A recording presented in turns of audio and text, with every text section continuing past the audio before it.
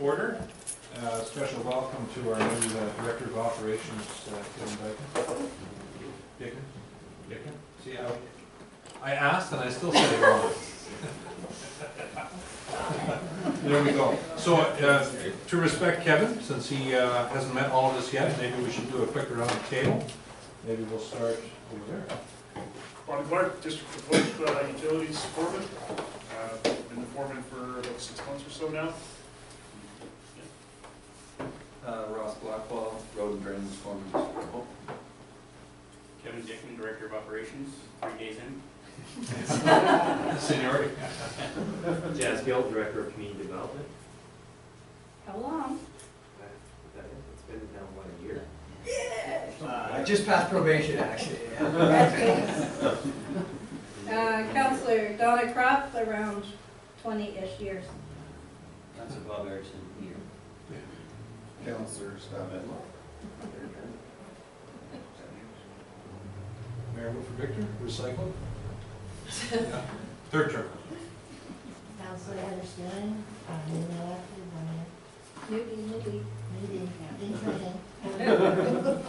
Councilor Jerry Dybels, my second term.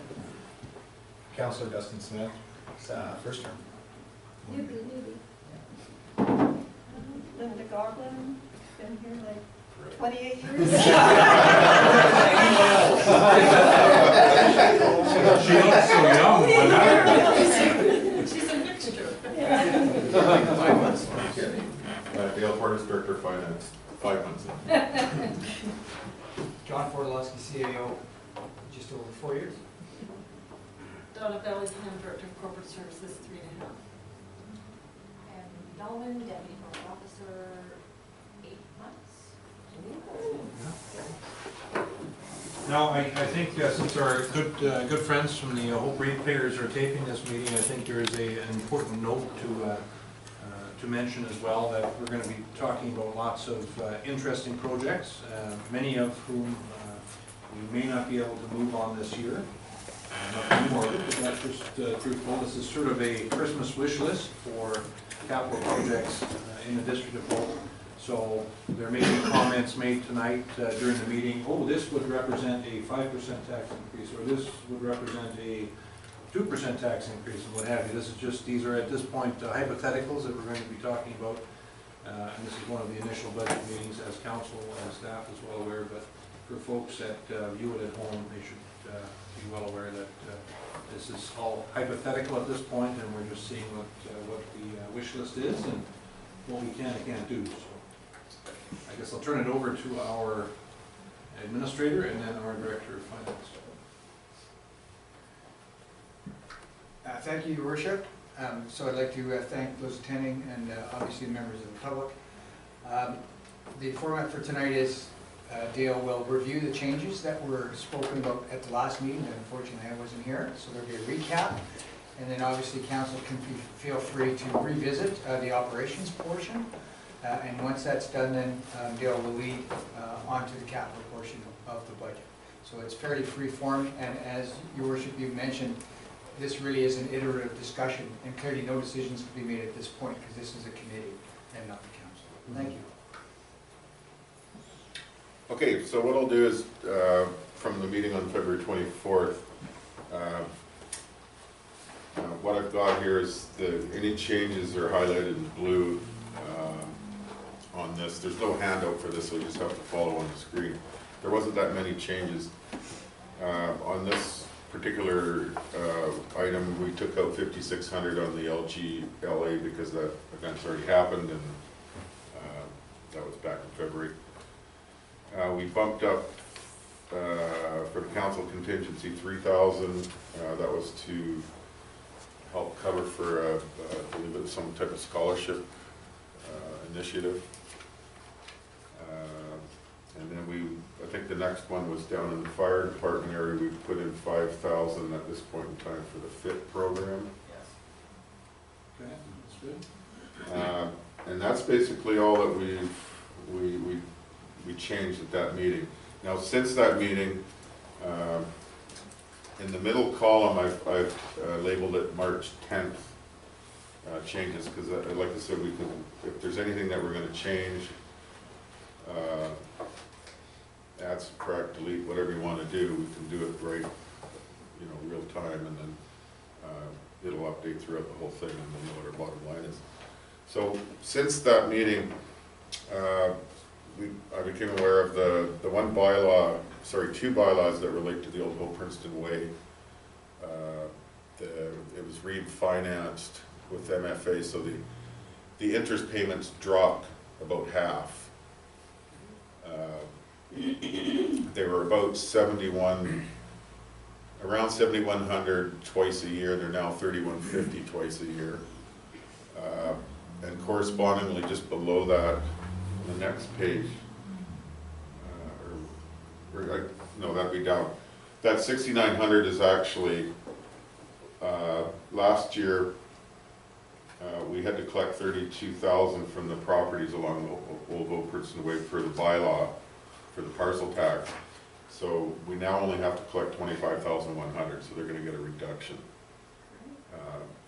To reflect the reduction in the interest payments. And the principal payment went up about 1,000 or two, but the overall net effect is that they're gonna pay, as a group, about $7,000 less. I don't think there'll be any complaints. No, and that'll be for the duration of the bylaw, which is 5 more years. Oh, that's good. Yeah. So that's the only other change that that came to my attention prior to this meeting that I knew was in fact a real change. That look at it, it's an exact figure that we're going to have. So basically, if there's anything else that council has had the time from the last meeting till now, if there's anything that we wanted to talk about operations, I guess we can do that now. And if there isn't, then we can dive right into capital. Dive into capital? Okay. Sounds good, that's capital. All right, Your Worship, capital is divided, as you see in your binder, according to funds and sectors. So there's water, there's sewer, there's roads and drainage, and parks. So maybe if I can ask Kevin then to take the lead if he feels comfortable in just having that discussion started.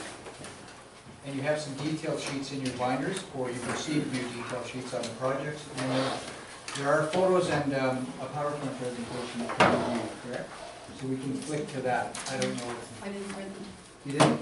Oh, We've got the got the PowerPoint. Okay, so if there are any pictures in the detailed sheets that you want to see, we put them up and enlarge them. So what we probably should do then is that as we hit each section, like for example on Ross's accounts, then we'll bring up the PowerPoint for Ross, and then subsequent to that, then Bobby and water and sewer. And I'll just speak to the one little old thing in finance that I have. And I've just put in there a new server, which is it's on the capital project sheet there. Excuse me, I'm just gonna remove myself, not that I think that it's going to come to, but just because, all right? Oh, because you're Yeah. And provider of- computers. Yeah, provider I of, think that would be the best. Thanks. okay, Let me know. okay. We'll Thanks. corral you back in here. Okay. So what this is the current server for the hall, like the main office server, is 2011, and the Maze server, which is the accounting software server, is 09. And the public works server is actually 2013, so it's in good shape. I've always tried over the years to replace a server every 5 to 6 years. It's a pretty important piece of equipment. If it goes down, we're in trouble.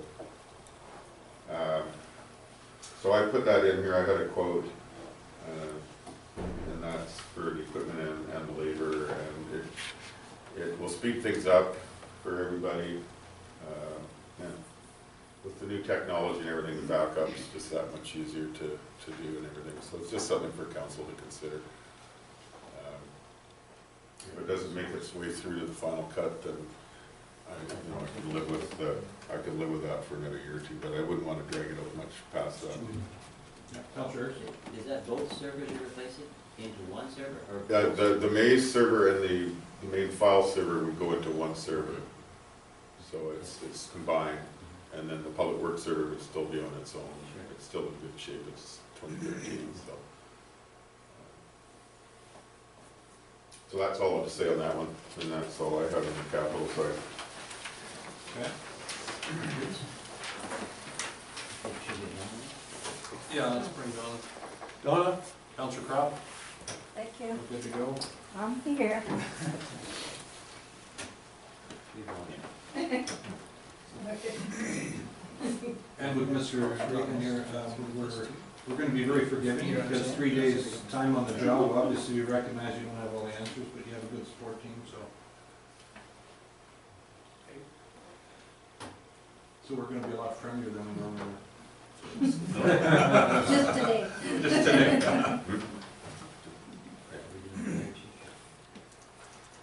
If I can speak for Tom briefly from a fire perspective, again, the request for the purchase of a new command vehicle is there.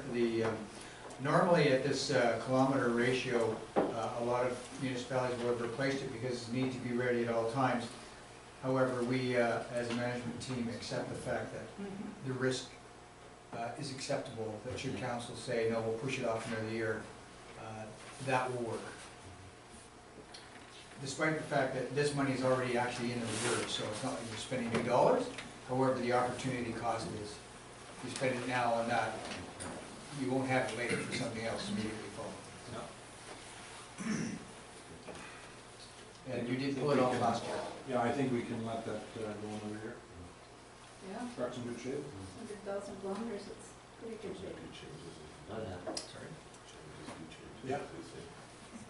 So we'll make that suggested committee change, she'll just do it now, so as we go along, we don't lose it.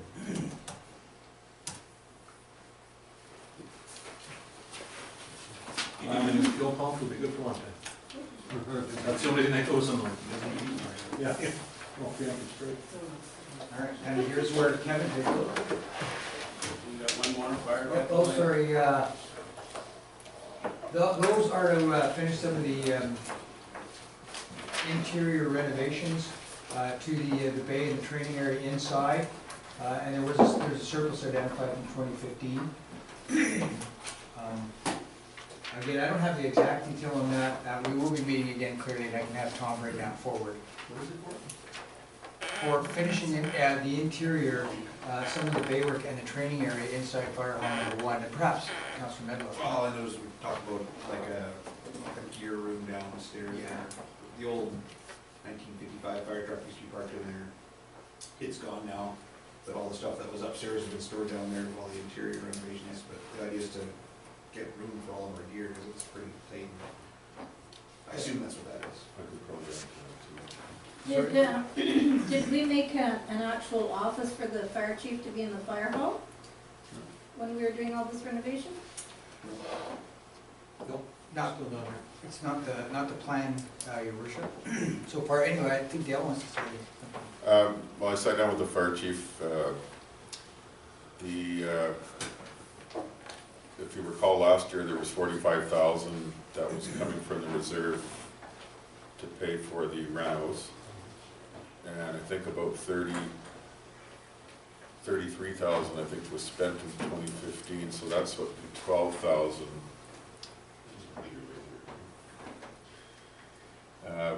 I'll get it. This, I'll get my laser. this number here is the 12,000 out of the 45. And then this would actually represent an $8,000 more out of the reserve. What I'm just dealing with going through year-end figures right now. So what I might recommend through the budget process is we're putting in a request for 100,000 to start building up the reserve again for the next time he's got to get a new fire truck, which isn't probably too far off with the rules they have. But I think we're in a position where we won't have to use that 45,000 last year from the reserve. So in effect, I could probably drop that 100,000, this figure here, I could probably whittle down to, say, put it down to 55, because that way in essence, we've got 100,000 put in reserve if we don't use the 45,000 from 2015. Because right now, it looks like we're in a surplus situation, so why drag from, or why pull from a reserve if you've got the money coming in that year to pay for it? It's kind of my philosophy, so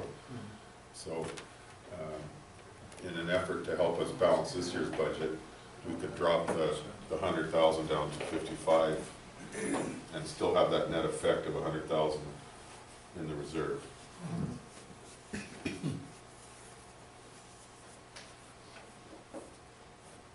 So can I just have some clarification? So we spent We spent about 33,000 last year on it. Right, and the allocation was 45? 45 was the actual budget number for the renos, Yeah, and 45,000 out of the fire department reserve is gonna be used to pay for it. okay. But I don't see the need to drag that out of the reserve, because right now we're sitting in a surplus situation in 2015. So if you drag it from the reserve, you're just increasing your surplus and draining your reserves when you don't need to. So where was that money coming from then? Well, originally, it was gonna be out of the reserve to pay for it. But it's, But I'm just saying, I don't think there's the need that we have to use it out of the reserve. We've got general revenue for the current year. out of fire Well, budget. just general revenue and like tax money, basically. Not out of the fire allocation budget, but just Well, general. the fire department's part of the general fund. But they had their own budget every year, right? Well, they have their own budget, but they're not self-sufficient. Like the fire department revenues doesn't pay for the fire department. Right, Like taxation and other things Right. help pay for that. So right. what I'm saying is that we raised enough taxes last year to pay for those renos without having to drag from the reserve. So my philosophy is why take money out of a reserve if you don't have to?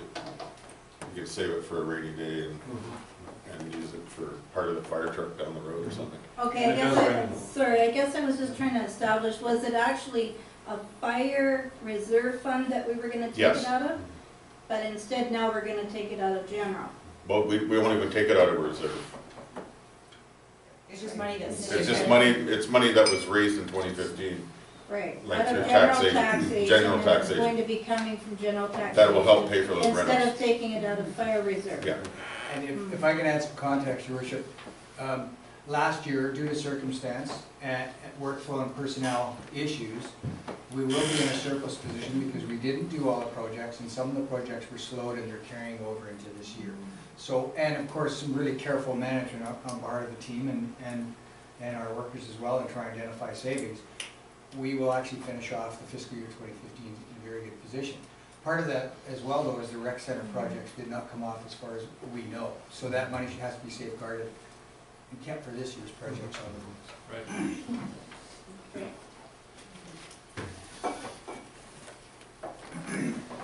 Kevin, please. Your worship, that change then? Yeah, if the council wants to. Sounds like they do it. Okay, your worship, members of council. So next item under public works is a $30,000 for what is a culvert at Calcoa Lake and Stevens Road.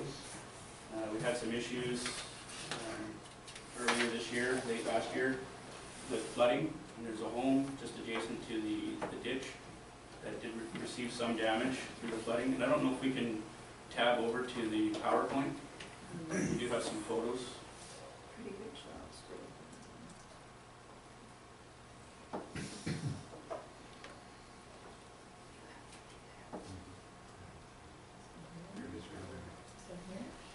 So there's the residence that's right adjacent to the ditch that flooded, depositing quite a bit of silt in the yard. If you can go to the next photo, that's the culvert, and you can see that it's pretty well near capacity. And Ross and I visited the site yesterday, and the culvert is, the capacity is maxed out at this point in time as well. So what's required here is this culvert, the existing culvert actually has a smaller culvert within it that was placed at some point in time and is restricting the flow. So that 1200 millimeter culvert is not flowing at full capacity, and so the $30,000 is for the replacement of that culvert. And also throughout this project, we're going to need to work with the IR16 Union Bar. station. Union Bar. Union Bar. To help with the situation, they're going to need to do some work on their property there between the culvert and the lake to allow that velocity of water to flow and not restrict the flow, which is causing sedimentation, which is contributing to this issue we see here. Is, I'll just, this is to the, so this creek is a fish creek. So we may require a biologist to come in and actually assess the creek and see if there's any salmon or trout still in it before we do any works. So it's part of the assessment, so we may require that, and there'll have to be a monitor on site as well. Okay, Councilor Crowe? Okay, thanks. So, a couple questions on this particular thing was, one question, the 30,000 for engineering and construction. I know that there's also work going to be needed, like in your first paragraph there under project description. So, to Kakwa Lake Road across First Nations land. So does this 30,000 engineering report cover off that, also that future work on there? Or is it specifically for this address, or what is that? It's specifically for the work on public land, so the replacement of the culvert. Yeah. And the ditching of the district's ditch, as well as the professionals, the environmental professionals that need to monitor the project and provide us with the approvals from the Ministry of Environment. Okay. But the work on the First Nations land, this $30,000 does not consider that. Okay, and then, thank you for that clarification. And also, I wanted to know, like, this is obviously in high season, but there are times when that is completely bone dry, so. No, that's There's incorrect. not? No, that's correct. This Counselor, this, it is fed by the springs in the area. So this is the normal flow all year round. Even in low Even tide? in low, and Okay. so when we get the rain events, that's when we get our flooding now. Okay. So that's, So it's not dry season? no, and in the process of doing the works, what's gonna be required is that we're gonna have some pumps and basically pump that creek over the road and back into the other side, so we don't disturb the creek bed on the far side as That's little as why we need possible. ministry approval. Yes. Fish-bearing waterway, okay. Thank you. Sounds good. And Mr. Forlowski, I know you've dealt with Chief Andy Alex and Union Bars.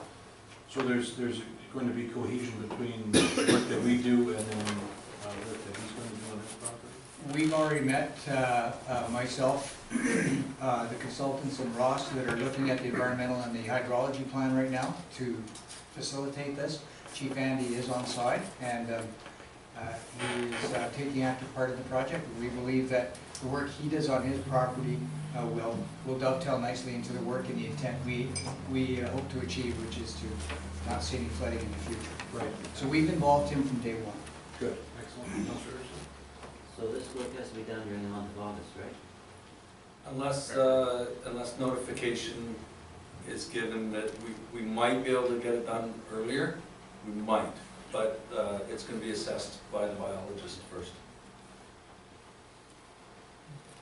Okay. So I think there's probably council agreement that this has to happen. Can we ignore this problem? Okay. So do you think that, do you really think 30,000 is an adequate number if we're going to be doing negotiations with Union Bar? We're not negotiating. Or- We're dealing with their problem, we're dealing with our problem, we're doing it But together. we don't need any extra funding for that? No. Okay, No, they're going to All do right. work on their property. all Okay, right, thank fair you. enough. Mr. Dickon, over to you. Next on the list is some asphalt work. 6th Avenue from Coquihalla Avenue to Old Hope Princeton Way. Old Hope Princeton Way. Haven't quite figured out the acronyms yet here. So, Ross, would you like to speak to that? Sure. So what we're looking at is trying to replace the asphalt, basically Old Hope Princeton Way on 6th Avenue all the way to Coquihalla Street. I do have some of the areas broken apart here, just so you know how much it's going to cost. And as well, from Wallace Street towards Coquihalla, we're looking at just doing the traveling lane. So we won't be doing the full asphalt replacement because the parking lane isn't really used and it's still in good condition. So we would just do the traveling lane and that would cut the costs to do that section. If asphalt prices are low and we get a really good deal from contractors, we'd probably also like to look at 7th Avenue towards the hospital there, because that road really needs some attention as well. Yeah, that's a wagon trail at best. So what do you mean when you say travel lane only? So the road, basically where the vehicles from the center line, just where the vehicles travel mostly, like that road is double wide, Yeah. so you always have people parking on the Oh, right so or the left side. shoulders won't be done? Yeah, it's the parking portion, yeah, Okay, that section. okay, thank you. So, Mr. Forlowski, it's already been determined that the infrastructure underneath the road isn't going to require significant, I guess that's underway. That would be an assumption to be confirmed, I believe, by the engineering study happening now, correct? Yeah, Your Worship, that is still ongoing right now. So the assessments haven't all come in yet. They've had some preliminary results, and by the looks of it, it looks like we actually, it was a good idea to look at the infrastructure first, because we may have some issues to look after before some of the areas get paved. But again, the asphalt and the road base testing will be coming up in the future. So when we get a good idea of what's going on, we'll let council know. I also think what is good here is that because there's a prioritized list for surplus asphalt, if the price is good, that if some of the testing doesn't happen, we already have a bit of a tactical list here that this can be switched to with the approved budget. So if we can't pave portions of that as approved by council, we can switch it quickly to 7th Ave and then go down next on the list because these areas are ready for paving. And for, Go ahead, Your Worship. for example, 7th Avenue doesn't have a lot of infrastructure under it, Right. very minimal. So certainly if we discovered that more work needed to be done on 6th, we could adjust the program based on the budget here and look at other areas as well that maybe don't have as much infrastructure and quickly have those assessed. Councilor Medlock? So, just trying to read the chart, you got 950,000 budgeted for 2016. So 790 of that is 6th Avenue. And then the next priority, then Rupert Street, for the 151,000, is that, where we get the 950 total, right? Yeah.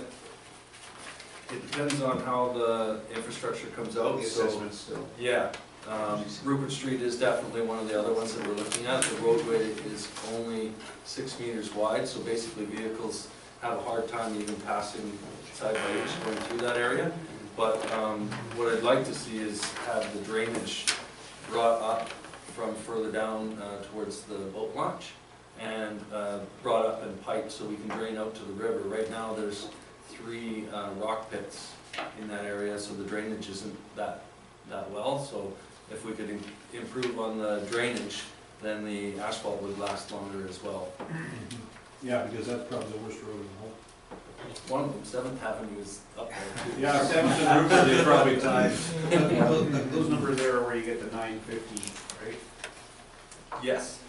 Like River Street drainage, paving, as well as Coquihalla, 6th Avenue from Coquihalla to Rupert. Okay. Yeah. So then, based on what we get back from our study, that could change, but at least you're looking at a dollar figure to put in the budget for asphalt repave. That's correct, and we may even switch, like, it's, like, if Rupert Street is gonna require a lot more work, then, yeah, we could switch to, say, Seventh Avenue or something like that, if it's, you know, And that's the really, next part of it. really out of whack, yes. Okay. Additional comments from council? Just wondering about the inflation costs for the future years. Do you think we're on target with that for 2017 to 2019? Well, those numbers are based on what we hope to be able to afford. So if asphalt prices go lower, then we'll be able to pave a lot more, but if they go up higher, then we'll just have to pave less. But we should definitely set aside money to replace the asphalt, because the asphalt now in Hope, basically we're at the point where we have to do a full replacement, which is With way the more base and costly. Base, I mean, we'll have that assessed, but once the asphalt's to a certain point, you basically have to replace it. And that's what probably 80% of the asphalt is in Hope. If we had sort of kept up with the pavement management plan that was done, if you look at that, to date, all the roads that were done are actually, we would be in good shape right now, but we couldn't afford to repair them. Thank you for that. Councilor Gibson? Is the price of asphalt going down since the price of fuel oil is down? Is it staying the same? I'm sorry, I can't answer that right now. We haven't gone out to tender or anything. I don't know what the prices are. Okay. I think the trend for asphalt is up, Up, no matter what, even with the cost of. regardless, yeah.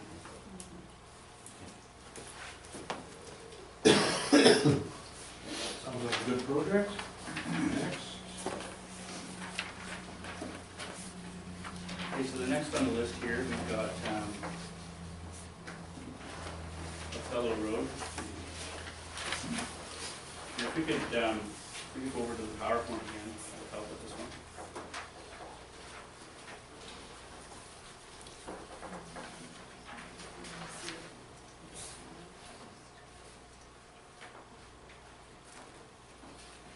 So I'm sure council knows Othello Road is in tough shape. So I had a look at it yesterday with Ross, and Ross has identified 3 areas. That's a picture there with, that straight edge is on a 2% crossfall, which would be a typical road design. Go to the next. Yeah, the next There we go. wireless road. So the previous photo shows about an 8.5-inch drop beyond the 2% crossfall. So as you can see, the cracking there on that section of asphalt that was a patch at one time. It's starting to separate. The base is failing on the north side of the road, and you know, it's going to continue to degrade as time goes by. So this is Othello area number 1. It's one of the areas that makes up the $500,000. If we can move forward in the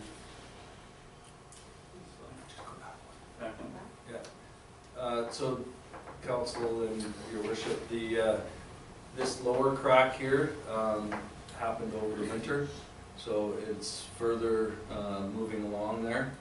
So normally what happens is that's a tension crack, so it comes up, goes across and down. So when that gets a lot of moisture in there, it could liquefy and actually just slide all at once. So the base has clearly failed on the road here, which is obviously quite costly when you look at rebuilding. It's beyond just a pavement patch. So here's area number 2, and this is where the shoulder continues to slough off, as you see in the right-hand picture there. The shoulder just keeps sloughing down and opening up seams. And Public Works has been continuing to basically add material, compact, and it's just a situation that's not going away. And there again, it's going to require some significant road rebuilding with some geotextile fabric to stabilize that slope, and probably a 2 meter base removal and rebuild. And so what's being proposed by Boulder and Associates, who's had a look at this, is that these sections here, section 1 and 2, that the entire width of the road be rebuilt and to MMCD standard, new base, geotextile fabric to stabilize the road. So you'd have in these two problem areas, new sections of road that of course would be part and parcel of an eventual rebuild of the entire road. But these are two situations here that are quite imminent. It looks like it's even kind of a little more scary than it was when we went in the spring and looked at it. But my question is, now, is this due to like two things or just one thing? Is it due to like obviously the weight of the heavy trucks and slow mobility, or like what is it that's creating that big issue? Councillor, the Othello Road was originally built as a logging road, Right? and yes, it is on steep slopes. So what probably happened is they just constructed the road, you take some of the cut slope, which is on the taller portion there, you just basically move it over and create a level area for your road. But like even now for design of logging roads with steep slopes, they have to do other requirements like end haul and putting some rock retaining structures on that side, or geotextile fabric, even on the logging roads. So it is a combination of slope, road construction practices in the past, and the heavy truck use. Okay. So have we had any real quotes on any of this repair? Like have we gone out and had any assessed quotes out there? Councillor, not on this section. We didn't get anything done yet. We were working on, last year we worked on that other section and then it came in too expensive. Oh, okay. But it is obviously a priority. Councillors? Was this a project that we could work with Feds on in respect to Mark Strauss coming up? We're having a conversation with him coming up. Is this a project that would fit that infrastructure opportunity? Something we can certainly look at. Yeah, it's interesting you brought this up, Councillor Val. I think what's going to happen is we'll have to do some short-term repairs by the time we get granted to come through. But I am doing background investigations into doing a joint project at the FARD with Director Adamson's cooperation. We've already had meetings with him. Tomorrow I'm going to the FARD to talk to the engineering and the strategic planning staff there to see what steps we can take to make this a bigger project, leveraging granting opportunities the FARD has with ours, because it would take millions, quite frankly, to get this road to a state where the trucks can haul it and it's maintainable at an economic rate over time. This road is clearly not meant for what's happening, for the economic activity that's going over it and for safety. We're still moving forward, I believe, then as a group to try to leverage provincial money and regional money and maybe federal money. But again, I'll be there tomorrow. I'll feed back to council probably by email Saturday what I hear, and then, but it is quite likely, depending on what granting capabilities are around with the new federal budget and the timelines, that we may still have to do an emergency repair on the worst portions of the road just to keep it safe for the public and or not hinder the economic ability of Nestle, for example, to maintain operations as the largest private employer in the district. Okay, thank you. Councillors? That helped, but I'm just wondering, could we put this up for proposals and see if we can get some of the engineering and engineer design and fix at the same time? That would be one of the methodologies, but I first have to investigate on your behalf if a combined regional project is feasible. If not, we'll have to reduce our ambition on this and shrink down the areas and then ask for the granting. Because right now, the proposal is, it's very, very initial, we would do our portion, say, to the Cock Lake intersection, Cock Lake Road intersection, and re-engineer that intersection, pave it back to our border, at least down by the Othello Road, Tunnel Road, and then perhaps, redo some of the road that's out to the Othello exit onto the Coquihalla Highway, to be determined. So, there is some work to do there. Again, if it's not feasible, I'll get back to you soonest, and then we'll take the tact we need to. Councilor Mendo? So this is a recurring thing that's been coming up for a couple of budgets now, right? So what money did we spend last year on this project? Was that for engineering only? That's the only dollars we expended last year? We did not expense it all. We did engineering, and we found out through the engineering that it was gonna be significantly more than the budget was Engineering was free allocated. then? When did we spend the money on that? Pardon me? You said we didn't spend any money. We didn't spend all the money. We spent the We money out, like, it was allocated for both engineering and work. Right. So we've done the engineering, and what that told us was that the work would be significantly more. So how much did we spend on that? I can get you that figure. I don't have it. Was it all for, I was thought it it for was nothing, or was it, could we still use that information? Oh, yes, we can still use that information, because as I mentioned previously, I think no matter what longer-term solution we seek, we'll still likely have to do some quick repairs for public safety. Yeah, so last year we budgeted money as well for construction and never spent any of that. So that's why we're in a surplus situation.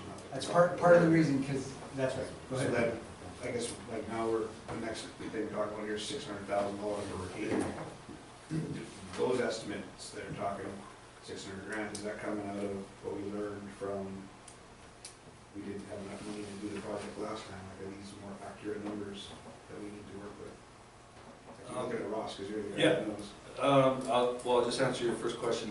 The engineer, part of the engineering cost that we had for looking at the area one, they came in with a drill and they took samples and then took that back, and the engineering company looked at that. We could look at, I think one of the recommendations may have been to lower the road,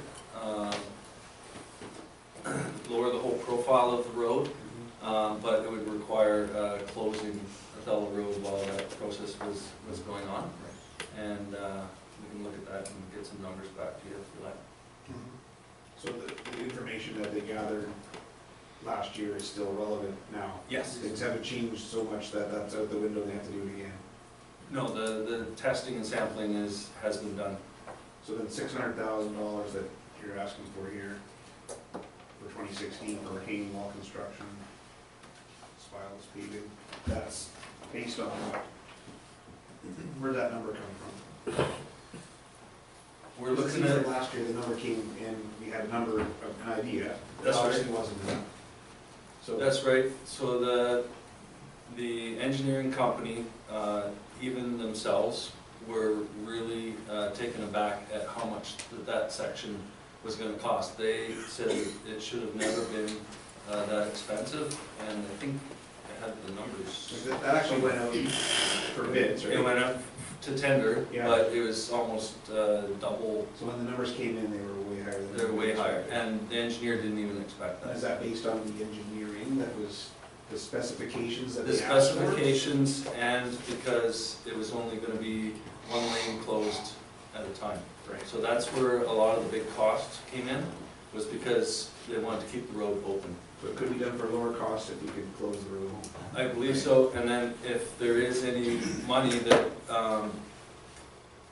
for that area one that we looked at, so if we can find like a design build or some other way of getting that less expensive, then we would have any that other money spent on this area. Right. So the 600,000 should be hopefully for both. So then you open up that conversation, so what's the right way to do this then, is to go out for a design build? Then I do know that there was some ideas thrown out there that were turned down because that wasn't the engineered solution.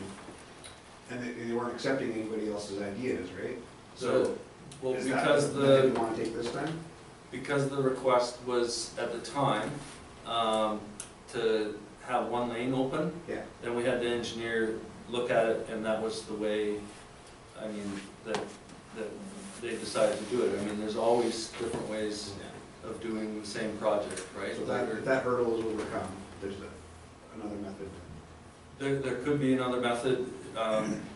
Like I said, the engineer did say if we lowered the road a bit, it should help with that problem. Okay.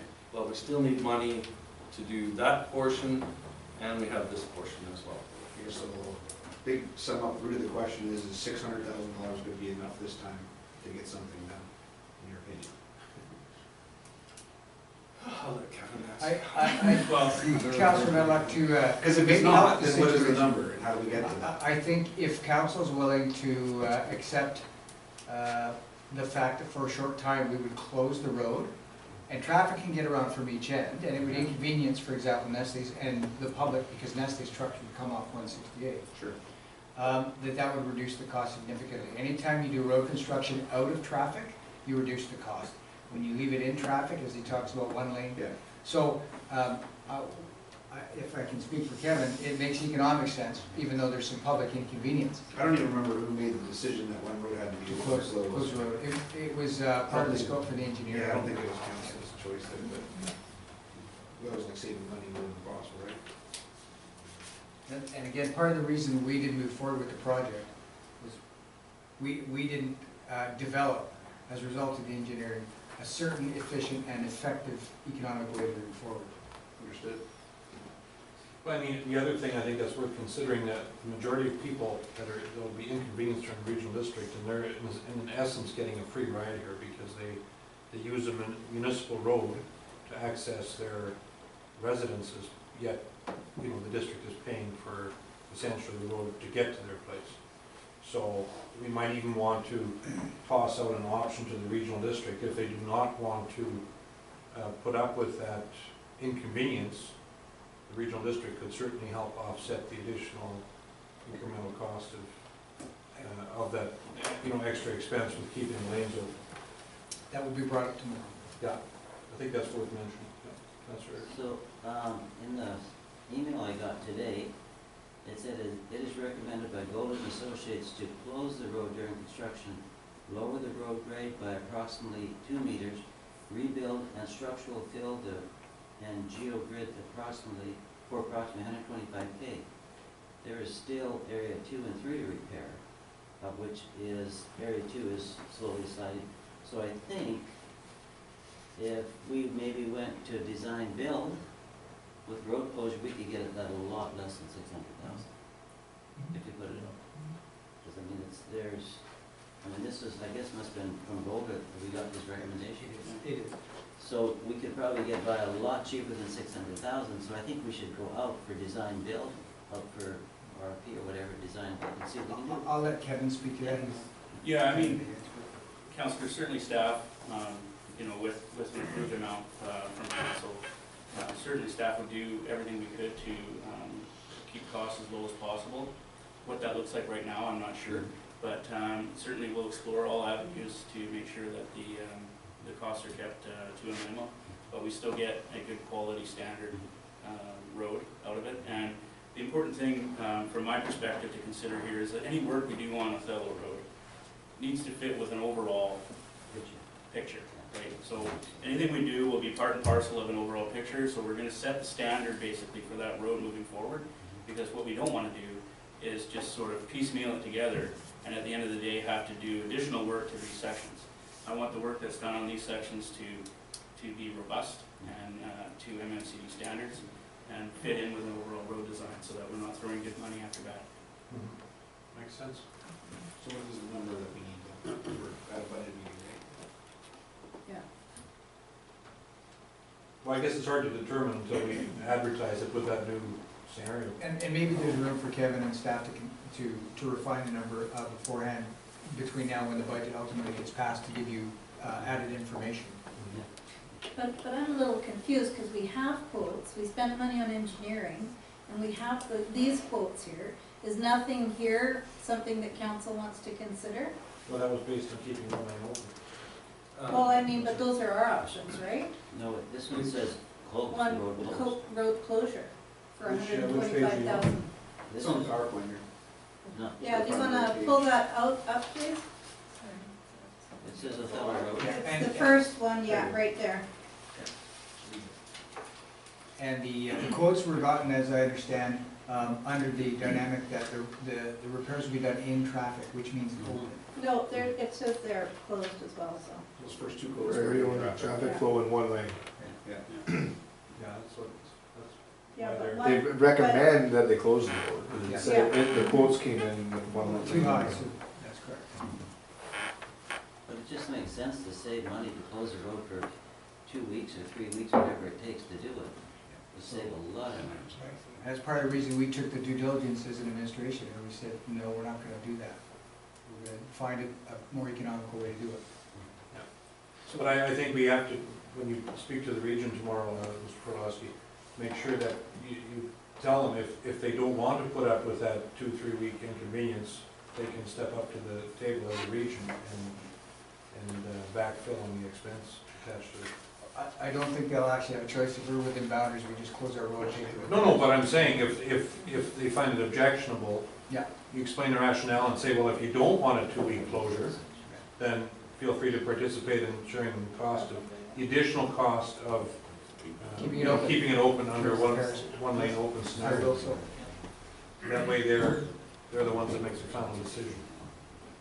So, we need to come up with a number for a budgetary item, right? So, right, I see in our original package, we got $500,000, but on this sheet, there's 600,000. So, I know there's different options and things like that, but as far as budgeting, what number do we use? So Councillor, yeah, there's a discrepancy between the draft budget and the detail sheet. So, I mean, we're gonna ask for 600,000 based on the preliminary What's up there? estimates that were up there. And again, I reiterate that, we'll do everything we can to keep those costs to a minimum, and hopefully we come in under budget on it. Okay, Councillor Daigle, Councillor Erskine? So we budgeted last year some money, we didn't spend it all. So is that money gonna be utilized into this? So we're actually not asking for 600,000 this year because we're using money from last year? That's right. So this number isn't 600,000? So you got your $480,000 above that from Johnson Road and Bell from last year's projects? Oh, okay. That number hasn't changed, that was just left in there as a carry, the 480. Yeah. From my memory, serves me correctly, I think 290 last year was for Othello Road, and we spent about 33,000, which I assume is. 250,000 we budgeted for the fellow, I think. So that surplus will get put in and But applied. 33,000, And I applied to the think is 600. spent. I'd like to confirm those numbers. Somewhere around there. Okay, Councillor Erskine? I guess what I worry about is if we put 600,000 in the budget, then you get these people coming in to design, build, they're gonna say, how much money do you have? We got 600,000, man, I can do that for 595,000. And then they could really do it only for 200. I mean, Well, I don't think, Councillor, we would play our cards. I think what we would do is probably go for proposal and with some scope so that we're comparing apples to apples and see what comes back.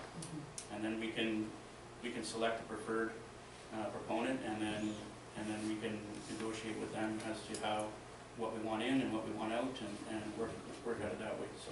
Budget, public document, It's a public document, yes. those figures. True, but that doesn't mean we have to advertise them. I think YouTube will do that for us.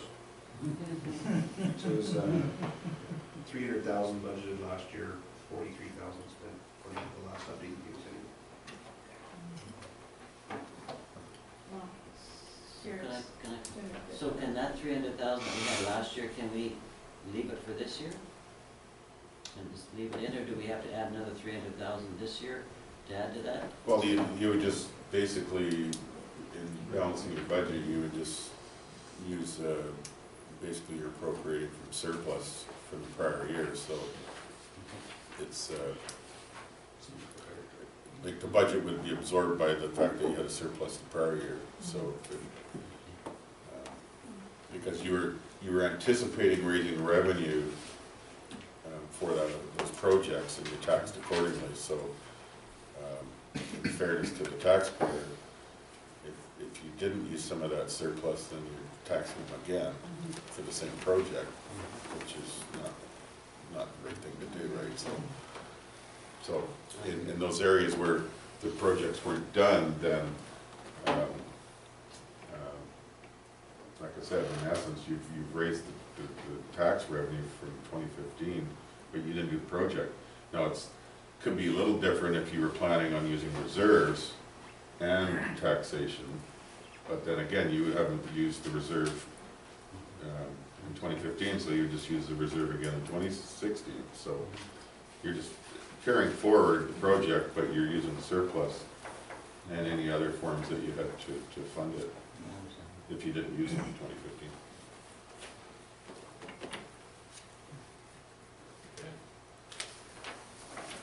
Go to the next one. So what were we putting in there? Sorry, I kind of 600. thought 600. So 600 600. with that, okay. Yeah. That's okay for now. Okay, Johnson Road, ditch and road repair. And again, you can go to the PowerPoint, so we get some pictures.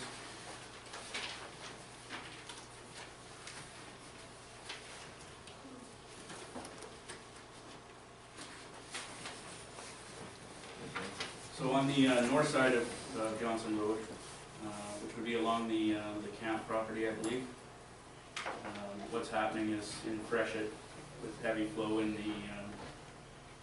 it's kind of a roadside ditch, but I'd call it more a creek. It's undermining the shoulder, and in some places it's completely undermined the shoulder. This is just one example, but there's about 3 or 4 as you travel up that road. And so it's basically at the situation now in some spots where if we don't armor that creek with some large riprap and reinstate the shoulder, it's going to undermine the pavement, and the pavement's basically going to fail and fall into the creek, which again would be more costly than fixing it proactively. And So again, that is Fish Creek. I guess the coho have been up in that little creek there, so we still have environmental things to look at there as well. But I do like a design build type scenario, just try and get that done. It's a pretty steep creek too. Not too bad in Like our mountain section, yeah. Mary, Okay. is it possible to do this project and the other project simultaneously, working together, so you could save some money at the same time? I think we certainly could find some economy of scale there. They're in close proximity to one another. And because both waterways are fish bearing, we'd be looking at the same window from an environmental standpoint. So it certainly makes sense. And I guess one of the things with Johnson Road is there's going to be minimal traffic impact. I'm anticipating, although I don't know, but I'm anticipating that traffic and the population in that area in the summer spikes quite significantly. So this component of the project certainly doesn't have as much of an impact on the public as the culvert project. Good idea. Okay.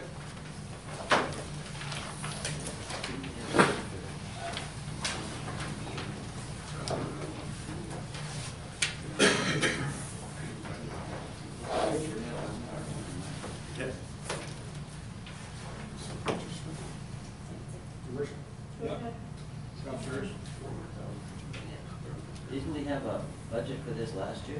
In our budget for Johnson, like $400,000? I would have to confirm, I don't have a copy of the Yeah, I was 2015. looking for it. In any case, that We was should know now though. Can you look it up? for the 2015. Yeah, For last year, you but I think do we need put- to know I that think we stuff put 400,000 aside for that last year. now, because we're. I believe that we did, there was money in there, and then the project wasn't complete, and at the time, the manager thought it was gonna be 480,000, so, this year, I estimated it, at the 150 mark, because I thought that was more accurate, so that's where that is now.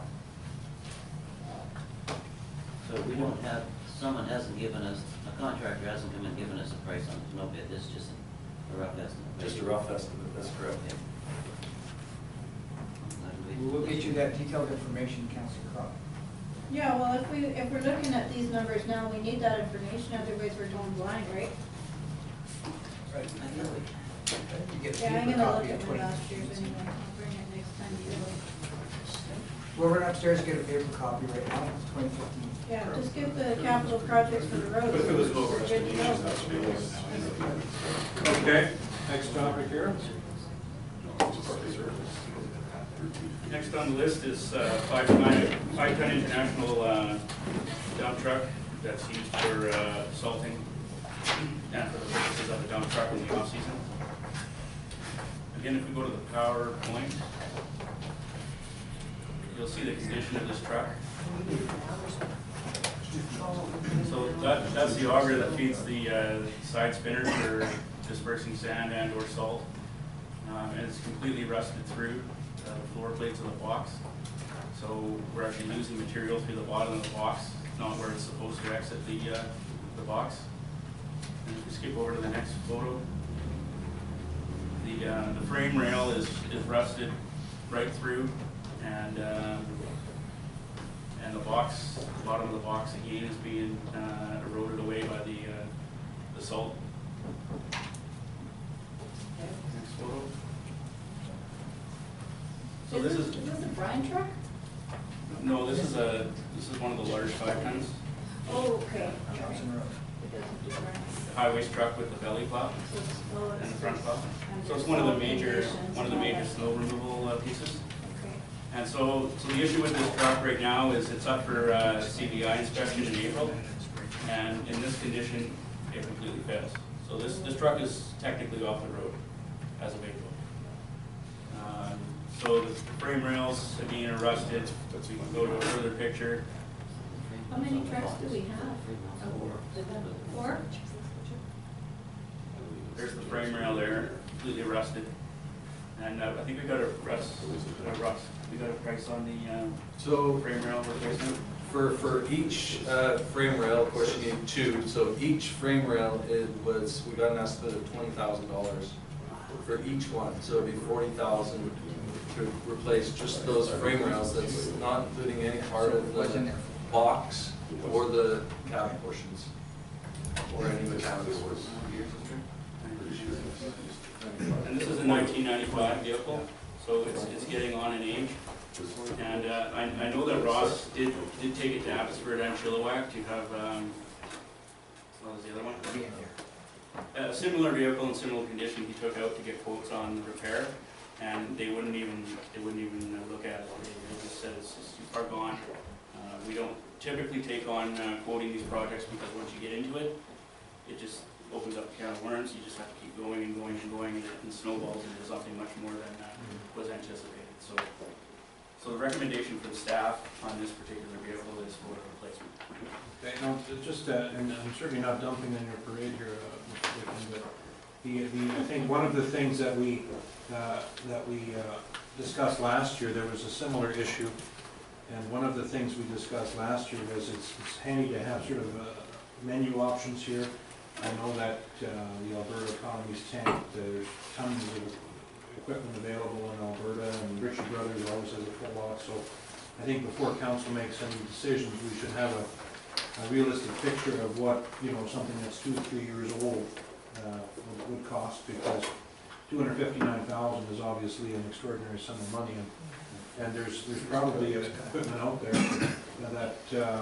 that's available at a very, this is not particularly a novel piece of equipment here, we're not going to Lamborghini, this is a very routine piece of equipment for commercial industrial use. So personally, I'm speaking as an individual on council, I'm keen on getting more options before we make a final decision. Councillor Smith?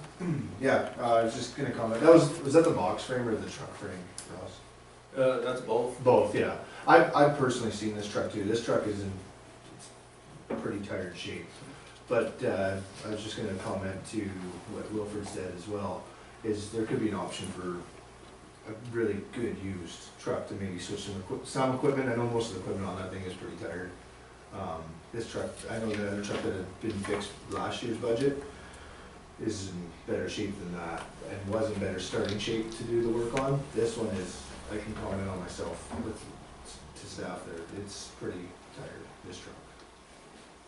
So I'd just like to mention, so our mechanic was saying that it's really not such a good idea to buy a used piece of equipment, because usually it's at the end of its life. That's the reason why that other municipalities are getting rid of it. So, you know, I'd hate to see us, you know, spend more money on something that's only gonna last a couple of years, and then we'll be back here again asking for another new or a newer used. Well, I think the mechanic was maybe looking at it from one perspective, but number one, if he has an extra $259,000 to contribute to the cause, then I agree with that. The thing that I see is a lot of companies, they don't even move their equipment. They, like Flatiron, for instance, they take on a contract, they buy equipment, they do their year contract, and then they auction it off. There's nothing wrong with the equipment. It's just it's cheaper to sell it and rebuy in another location than to transport it, move it, re-inspect it in other jurisdictions. So I would respectfully disagree with our mechanic on that point, because there's a lot of almost new equipment for sale. It's not even close to being at the end of its life. So I'm interested in options, because 259 is a crazy amount. Okay, Councilman? I agree, I mean, to some extent, new is nice for some things, but this truck, $259,000 for a truck that we're gonna get 20 years out of and put less than 100,000 K on, based on what you're saying, how many this has got, right? I'd rather spend $40,000 every 5 years than $259,000 today, and you're way ahead of the game, right, over that same 20-year period. So, to me, it just makes more sense for the amount of use these things get, because they're not on the road all the time, they're not used every single day. There are some that probably are used more often, and those are the newer ones in the fleet, right? I assume? We use all of them most of the time, because one of the other old trucks, the one that we did partially rebuild last year, so it's got a high lift gate in the back, which works great for picking up brush and stuff like that, because you can lift that gate right up on its own, and then the brush slides out, where none of the other dump trucks can do that. Yeah, so it's good to have a fleet that's sort of mixed for different uses, for sure, but I just, looking at the dollar figure, like, to spend that kind of money every 20 years, roughly, I think you can spend the same or less money over the same time period in smaller chunks and still be in a winning situation, even if you do have to put some repairs into it. Yeah, and the other reason, like, I know the price jumped quite a bit, and that was because of the American dollar. So, Yeah. I mean, in future years, if it becomes closer to par, that would help us out. There are people buying these used vehicles all the time. I know sometimes it gets done, so that happens. I guess that's the risk we might be looking to take, but I wouldn't mind just sort of seeing a quick estimate as to what does a 5 or even 10-year-old vehicle go for that's in usable shape. Councilors? Last year, we traded a pavement truck off for our street sweeper. We got $2,000 difference. The pavement truck, now I hear, we lost 2 loads of pavement on it, it's not even functional. So we've got to make sure when we buy something, it's going to be functional. Sometimes it gets done. I know. It's good. But you can buy something for $40,000 or $50,000, you can get a pretty good something. But the pavement truck was not a good deal for us. It's cost us a lot of money. And it's broke down now, I hear. Separate issue, unfortunately. But I'm just saying, I don't want to spend good money on it. That's the point as to why you don't buy used. Yeah. Well, I don't mind buying partially used, but not more out.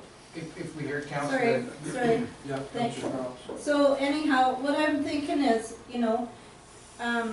it's really good to replace this vehicle instead of bidding ourselves to death. We have to do that clearly. But, I'd rather spend the money, to pave roads or do something else, the extra money, if we were gonna look at it that way. Because we need to get as much bang for our buck. We have a lot of wants and little cash.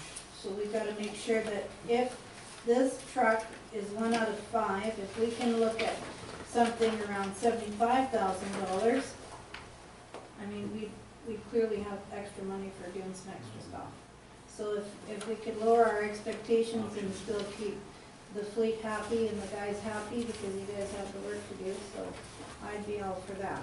Having another truck, but certainly not a brand new one. Mr. Blackwell? I was just gonna correct council, we have 4. Pardon me? We have 4 5-tons.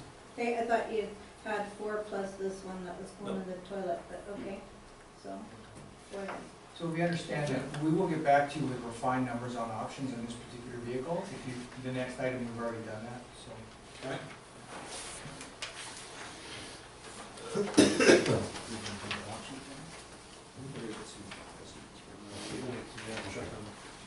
And maybe we can look in BC for our trucks so that we're not fighting the dollar, BC or Alberta, so we're not fighting it for the American dollar. Lots for sale in Alberta. Yeah. Okay, next, So the next item is a new 1-ton dually, replacing unit 119. The estimated cost on that is $65,000. Now this dually truck that we have is approximately 10 years old. It's used for the brining of the roads, and again, the salt brine has eaten away at the box of the truck. I don't think we have any pictures of this one, do you, Russ? No. There's an issue with the engine, quite a serious issue where it's losing compression. And I was briefed by our mechanic on this piece of equipment on Tuesday, and it has serious engine issues. It's got transmission issues, and the rear differential has an issue where it locks up, in and out of locking up. As well as the flat deck frame rails or support rails for the deck itself are rusting through from the brine tank. And basically this truck, you know, when you're brining in the winter, it's being misted in salt all the time from the release of the brine. You know, according to the mechanic, you know, it's quoted there as it's got a month left. I don't know if that's true or not, but certainly the truck is due for replacement, and I guess if we wanted to get anything for the truck at auction, we would need to move on that now as opposed to when the bid completely fails. now, obviously, the 3 different cost figures based on different options from Gardner Motors. Now that's for an initial assessment only. If we do move ahead on purchasing another truck, this would be properly advertised, correct? Because we're not just going to go to Gardner's and buy without checking with them. No, what this was just an estimate, because I know the council and your worship loves different options. Yeah. So it was the 60 to 65,000 for a new one. They said it would be from 40 to 45,000 for a good used one. And of course, the used ones aren't going to be exposed to all the salt that truck is, so it's going to be in way better condition. And then there's one for a 2006 model, which is, I believe, the model of that truck. Yeah. I know Gardner says good prices, but I wouldn't want to be in a position where we're sole sourcing here on something that is such a routine. It's just an estimate. Yeah, good. Yeah. Councilor Erickson? I think for that brine truck, I don't think we should put a new one on. A new one shouldn't even be an option. We should have a used one, for sure. Because if we're gonna use brine, it's rust out in 5 years again, or a few years. Because the piston's rusted out, so it's 2006, then it's gone. So I think we should go used of some sort, for sure. Councilor Did you say what the condition of the deck of that truck was? Like, is it something you can swap over, or is it for a new or used deck truck, flat deck, right? Yeah, the deck itself is the support beams underneath are rusting through.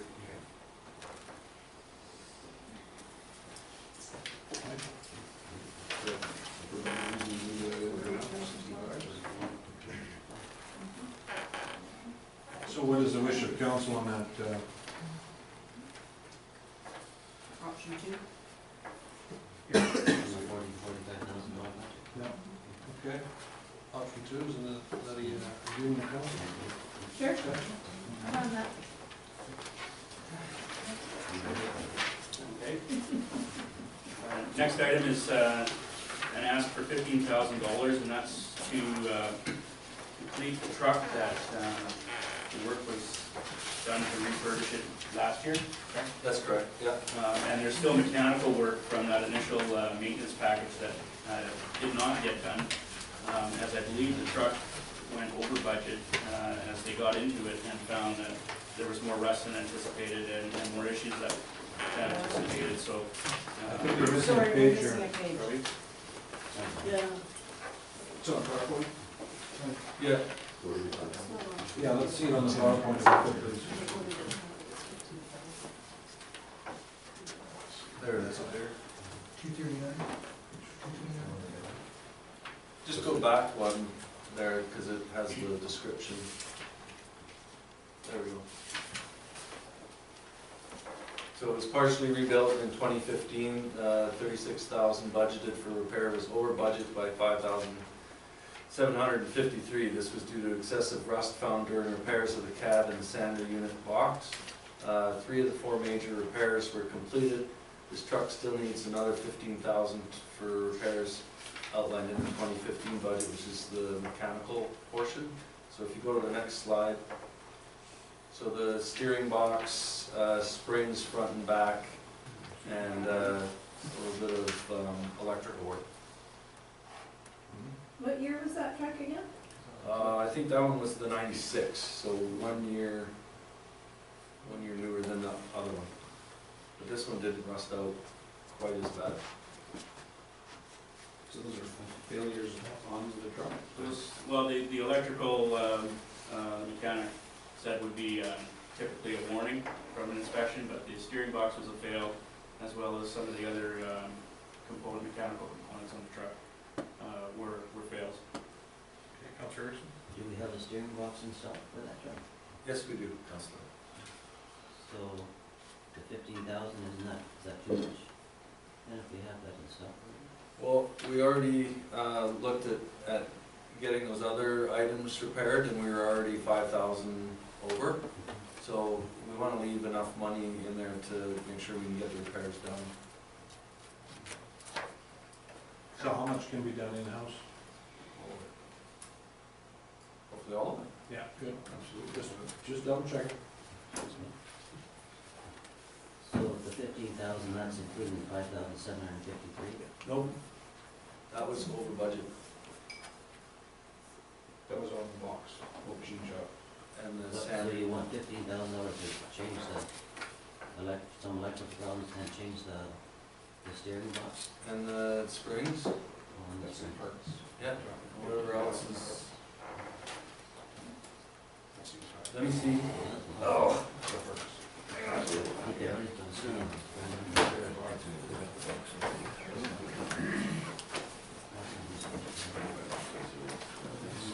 Maybe Mert's got it. I'd like to see where it says the inspection report. Just for budgetary, roundabout numbers, sort of. I got it. I'd say spring packs, you're looking at $1,500 a spring pack. That's heavy, that's real heavy. So you got 4 of them. So I found the list for the mechanical work. So the radiator needed repairing, front springs, front shock absorbers. There's a cross member cracked and broken, the steering box and lines which we showed. The battery box floor is rotted out. The driver's seat was done. There was a fuel leak, I believe that's fixed now. Right front hub is leaking.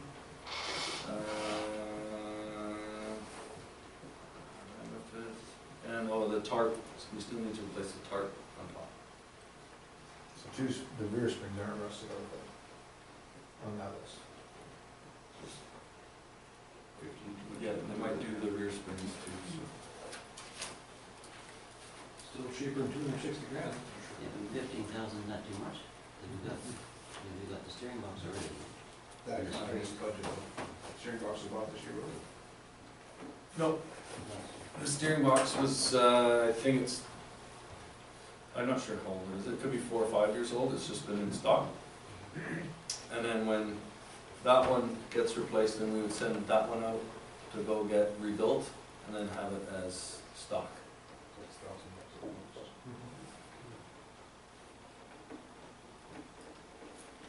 But our mechanic will be doing that as a sort of a filler project, yeah, in-house, correct?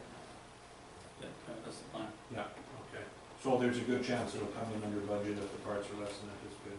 Yeah, I mean, certainly we would endeavor to, again, with this particular unit, come in under budget on it. Okay? Sounds good. Okay. Next on the list here,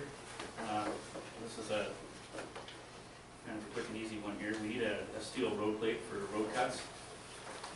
So when we make a cut to the road and for whatever reason we're unable to backfill it,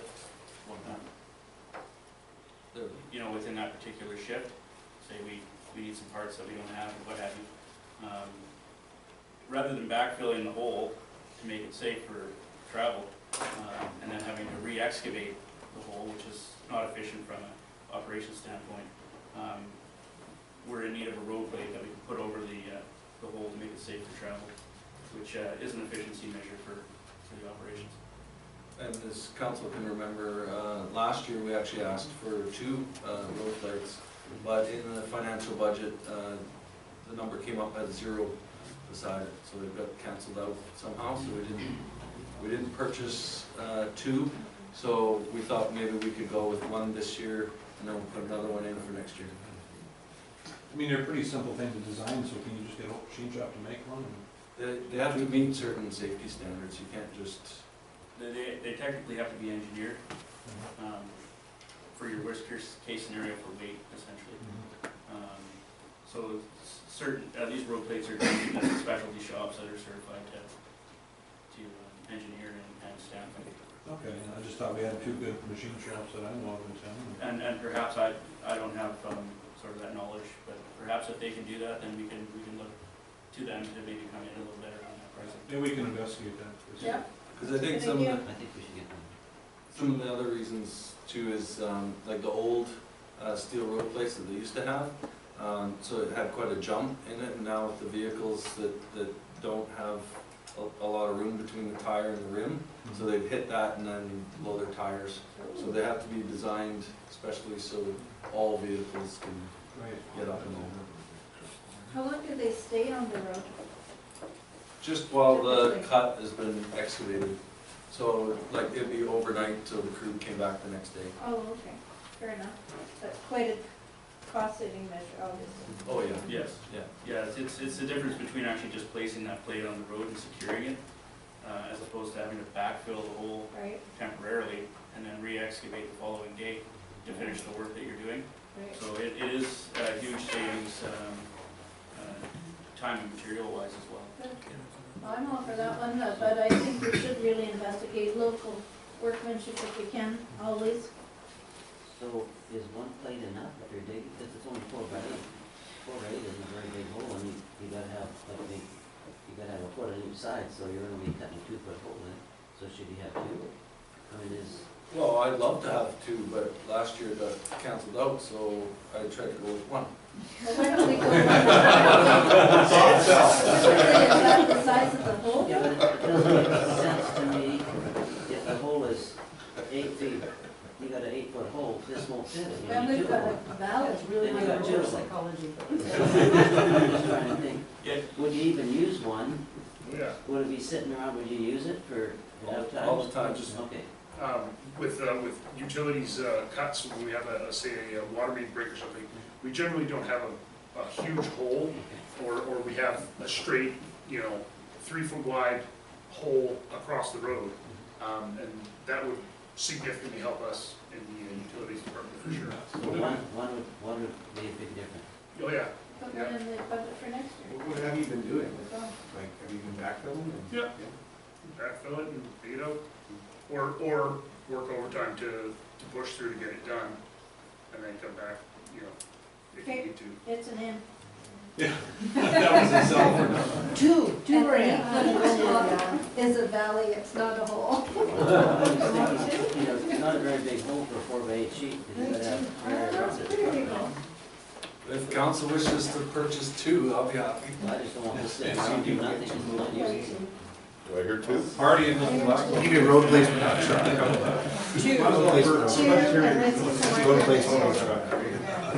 So Well, if you, I mean, I'm okay with 2 if that's gonna make life easier. We'll see what the bottom line says at the end of the day. Yeah, I mean, let's tentatively go for 2. How about that? And then at the end of the day, if we've got to cut something, you will I only guess cut what's 1. my purpose for saying that was, a lot of times you're digging on the sewer line or something that's longer than 8 feet. Now, on the next one, I would respectfully suggest we just put this to bed till we actually get some up-to-date prices on some low-hour used ones. The generators? Because we don't have I mean, that's something that's gonna be easy peasy to get in Alberta now. There's hundreds of them out there. There is, This is a replacement, isn't it? Yeah, it's a replacement, but I mean, there Because will we got a be, new one, and there will be low hour now we generators have- out there and for sale at auction for considerably less, so. yeah, I mean, we got a quote from Keith Lewis Electric for $65,000, I believe it was, to install, permanently mount and install it at well number 10 in order to provide emergency power for that station. You know, yes, there will be probably lots of low hour machines coming up in auction. From what I understand, it's kind of hard for, for us to purchase through auction a piece of equipment through the, say, Ritchie Brothers or something. How would that be hard? I've never seen it done here in my years, and I've heard that it's been hard because it's not a solid price, and how do you get 3 quotes for it kind of idea, I guess is the. Well, they have a database of all the equipment that's sold of a comparable type, so you can get a ballpark estimate of how much they sold for, say, last month, and then you kind of get an idea of what they'll sell for this month. Is it against our purchasing policy, John? It's not, not against, but it's not provided for in the policy, so there's freedom for council to direct such an action. I don't know, Kevin, if I can, relying on your experience, if you've ever had anything like that, that's not to say it can't be done, but. Well, I've purchased generators before in other municipalities that I've worked at, and we've never purchased used with a generator, simply because it's a piece of equipment that, you really rely on, and you want to know that, you want to know how it's been maintained, and the only way you do that is, if you've owned it from new and you arrange for the maintenance. Typically, you can get maintenance records on things, but from my past experience with waterworks in other communities that I've worked in, the generators were always purchased new. That's not to say that they may not be available at the auction. If council wishes, we could certainly explore that, but my preference, and from my experience, new would be the way to go with something like that, that provides, for resilience in the community. And I understand with well number 10, that well used to be powered by the generator that was stolen. And so now currently, we have nothing to power that well in an outage. Or the hospital. So, yeah, that was my concern, my comment, is that it supports the Bridget Hangen Hospital. Yes. So it's a pretty significant need. It's not like, it's a nice to have, it's, I think, a need to have.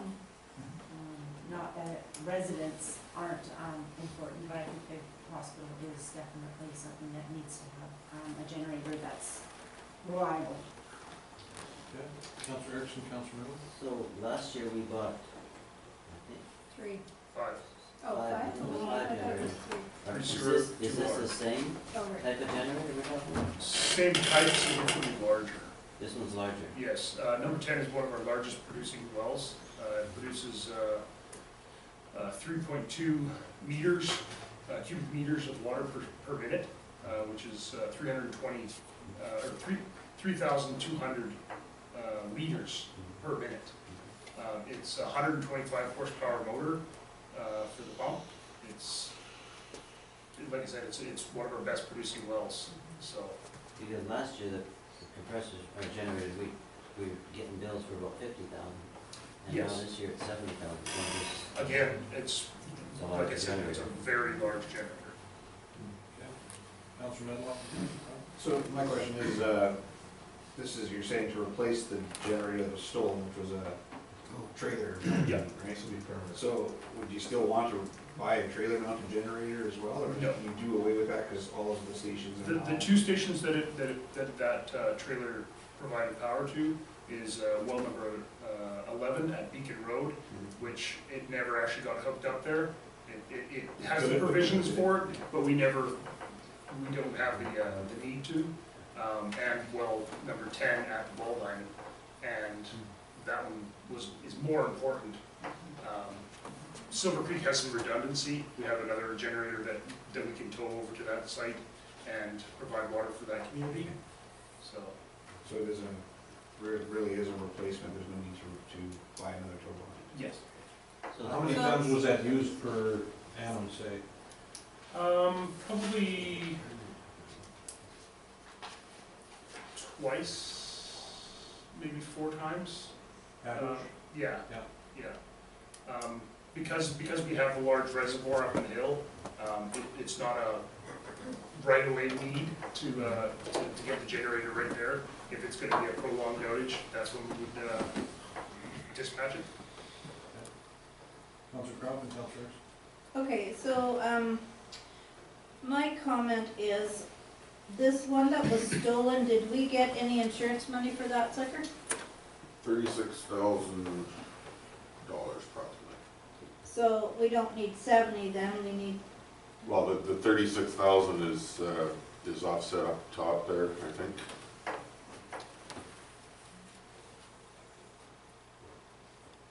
when you say offset, what does that mean? That's a revenue source to pay for So it. is it, It would be in surplus then, right?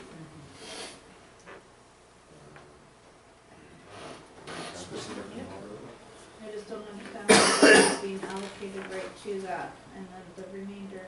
You don't need to collect $70,000 from taxation. No, that's So- right. 36, what I did, or what's being done right now is that in 2015, we just got the checks, the proceeds just early this weekend it was. So what I've done is I'm setting it up in 2015, because the theft was in 2015.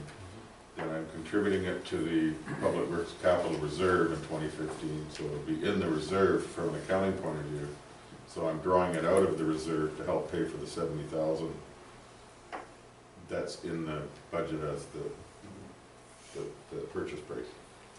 so you So don't, that, so the 70,000 is being funded by 36,000 insurance proceeds, so so we need. technically we're looking for 34,000, yeah, if we went with a new. if you went with that number Okay, that's so, submitted. so the other comment,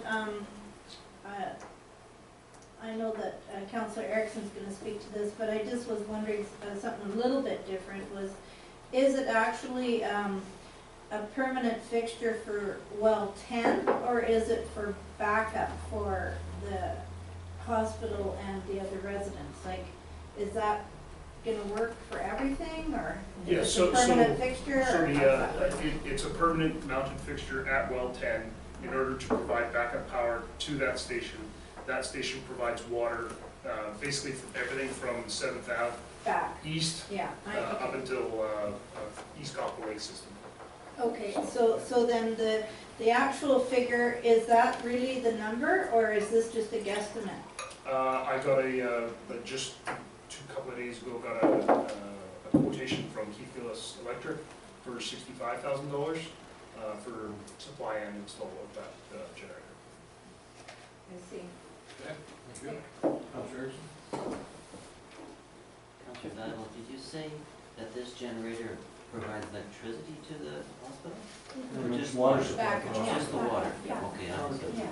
Yeah, okay, that's, I couldn't understand how you can have a permanent installation already. Dale, should that maybe not be in the water fund instead of the public works Yeah, fund? that was gonna be the other question I had, actually. I guess so. Yeah, just I because, wasn't sure of what the generator did at the time of okay, did yeah. it, so Sorry about that. if it was strictly for water, then yeah, Yeah. that's well transferred. Yeah, thank you, that was actually one of my questions. I think that's The other option might be there might be an opportunity to partner with the hospital on this upgrade. So that generator actually should go down in the water fund. Yes. That's right. I think we should leave it in. Okay. So because we're actually just gonna be looking at 30 grand instead of, or 31 grand instead of, just the whole 70, because we got that money. Okay, I'm in for that. Okay, excellent. Go to the water fund. Okay, next on my list here, is the sand shed. Oh, yeah, with all the pictures of the cement, like. So we're asking for $45,000 for this shed, and if you look at the photos that were provided, there's an example of the one at the Emil Anderson workyard. So this is what happens in the winter with freezing temperatures. The sand pile gets rust on the outside, and you know, it can be difficult to get at the sand. You have to chip through that to get in there. It also is a bit of a hazard for the people loading the material. These big chunks can come down, and I know from experience that's happened to me in the 100 Mile House. And it can be a dangerous situation. And also the sand being out and exposed to the weather, you know, it's wet and it doesn't spread as easily as it would if it was dry. And again, it's additional weight on the truck, wear and tear on the truck with the heavy sand. So what we'd be looking towards is something similar to what Emil Anderson has in their yard, where we can store sand and we can actually pre-mix sand and salt and have it covered. And then just go back to the other photo there. So two things there. So those chunks, when we put them into the auger for the trucks, it'll actually bend the auger before it breaks up those frozen sections. And as well, so with all that frozen section there, we basically have to push that all off to the side, and we can't use it again till spring. It's frozen completely solid and doesn't melt. So all that would be taken to the side, and even I know it's sort of starting to look like an igloo, but we can basically get the backhoe machines in there so far, so it creates this huge igloo type hazard above us, and it can just come down at any time. So then the question is the 45,000 an actual estimate, or is it a guesstimate? I will not know that from It is an everything, estimate by the way. from a company This year. this year. What is council's wish? Stored in the white building right beside that. Yeah, I was wondering what that was. The salt is stored in there to keep dry, but there's not enough room to store both. And at some time, that roof may have to be replaced, but if we have a newer structure where we can have like the sand and salt mixed together as a premix, so we can just take it straight out, and then the other side, in that other photo there, then we would have the other sand drying. So it'd be used for when we could mix it back in again. Or if we needed it for sandbags. Sandbags, or just recently we had a diesel spill up Othello, and dry sand would have been way better than our wet mess that we tried. So, as well, the sand, before it starts to freeze, just with all the rain that we have, it actually starts to create little slides or rivulets of the sand coming down. So it is so wet that it creates problems even spreading it, because it hits a spinner and it just moves with the rain.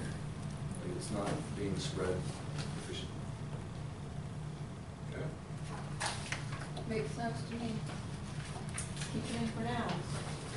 Okay. It's on the Yeah, wish consensus list. there.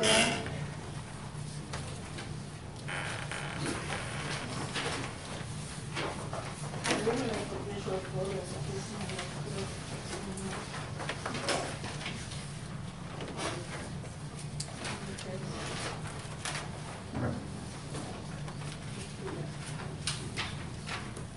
Next item is bike racks for Wallace Street.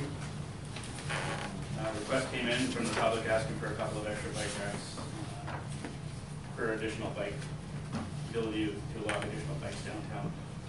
So where is the sidewalks extra wide for traffic? Close to Fraser and Wallace, there's a couple areas there where it's extra bulbed out.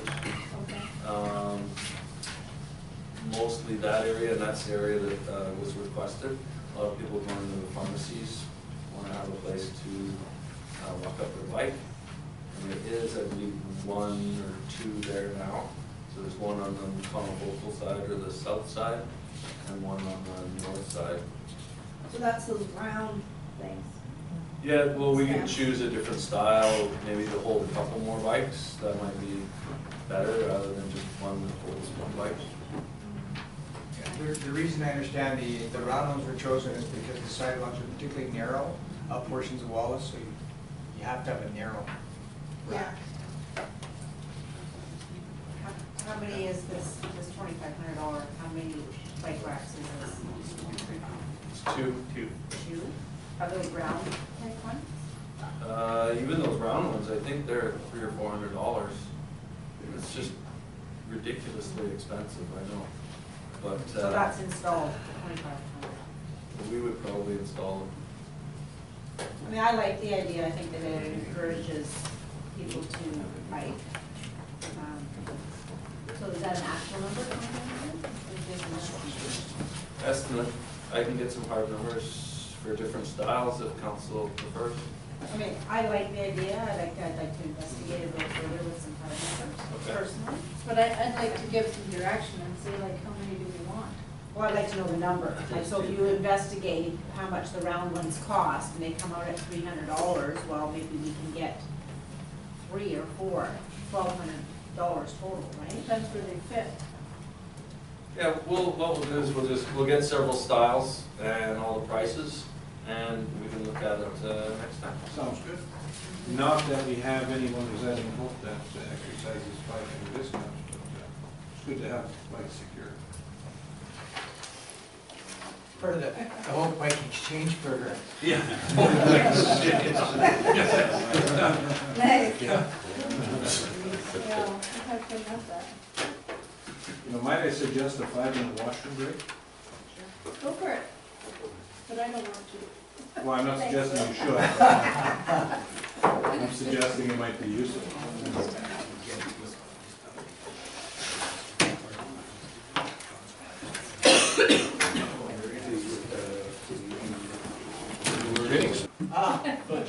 We'll need to add the budget line. Do what you gotta do. Now, would Right now. No. seeking direction from everyone here, would I be correct in assuming 9 o'clock would be a good time to call our meeting? Yes. Because I know staff's been working hard all day, so we don't want to have them pass now at work tomorrow morning. so. Perfect. How about you? Anyone objecting to that, wanting to stay till 10?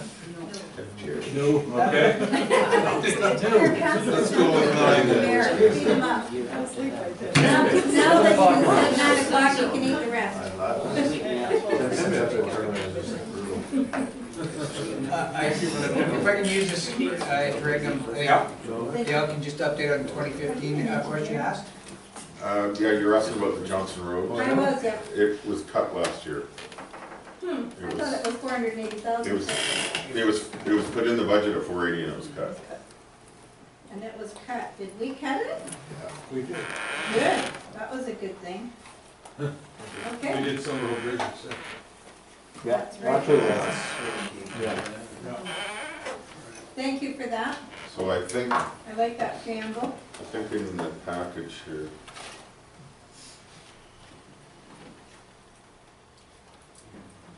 Jelly from the don't jelly. Now I know I have to Colin do Berry. this. Did I look at this? Yeah, no, I just wanted to find something here. But it's good for the next Keep them there, Bobby. No. Keep them circulating. No, I'm not doing one.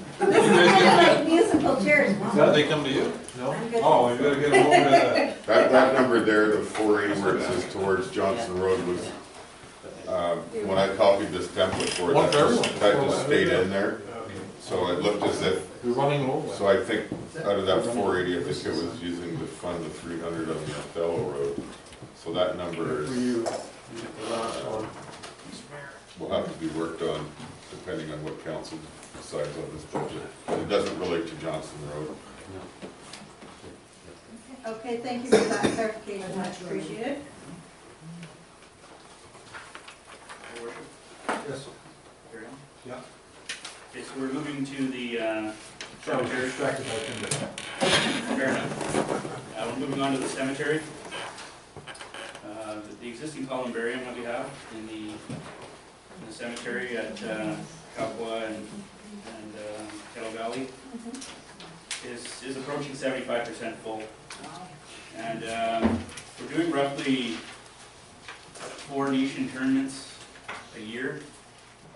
So, you know, if we have a banner year for nation tournaments, we're gonna be getting close.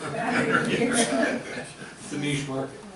Definitely within the next couple years, we'll be probably looking at another columbarium required. So, you know, my preference on this would be to get that installed sooner than later, so that we're not in a position where we have to turn people away from a nation tournament. I say absolutely nothing. I'm not gonna get into trouble here. So I have a question. Yep.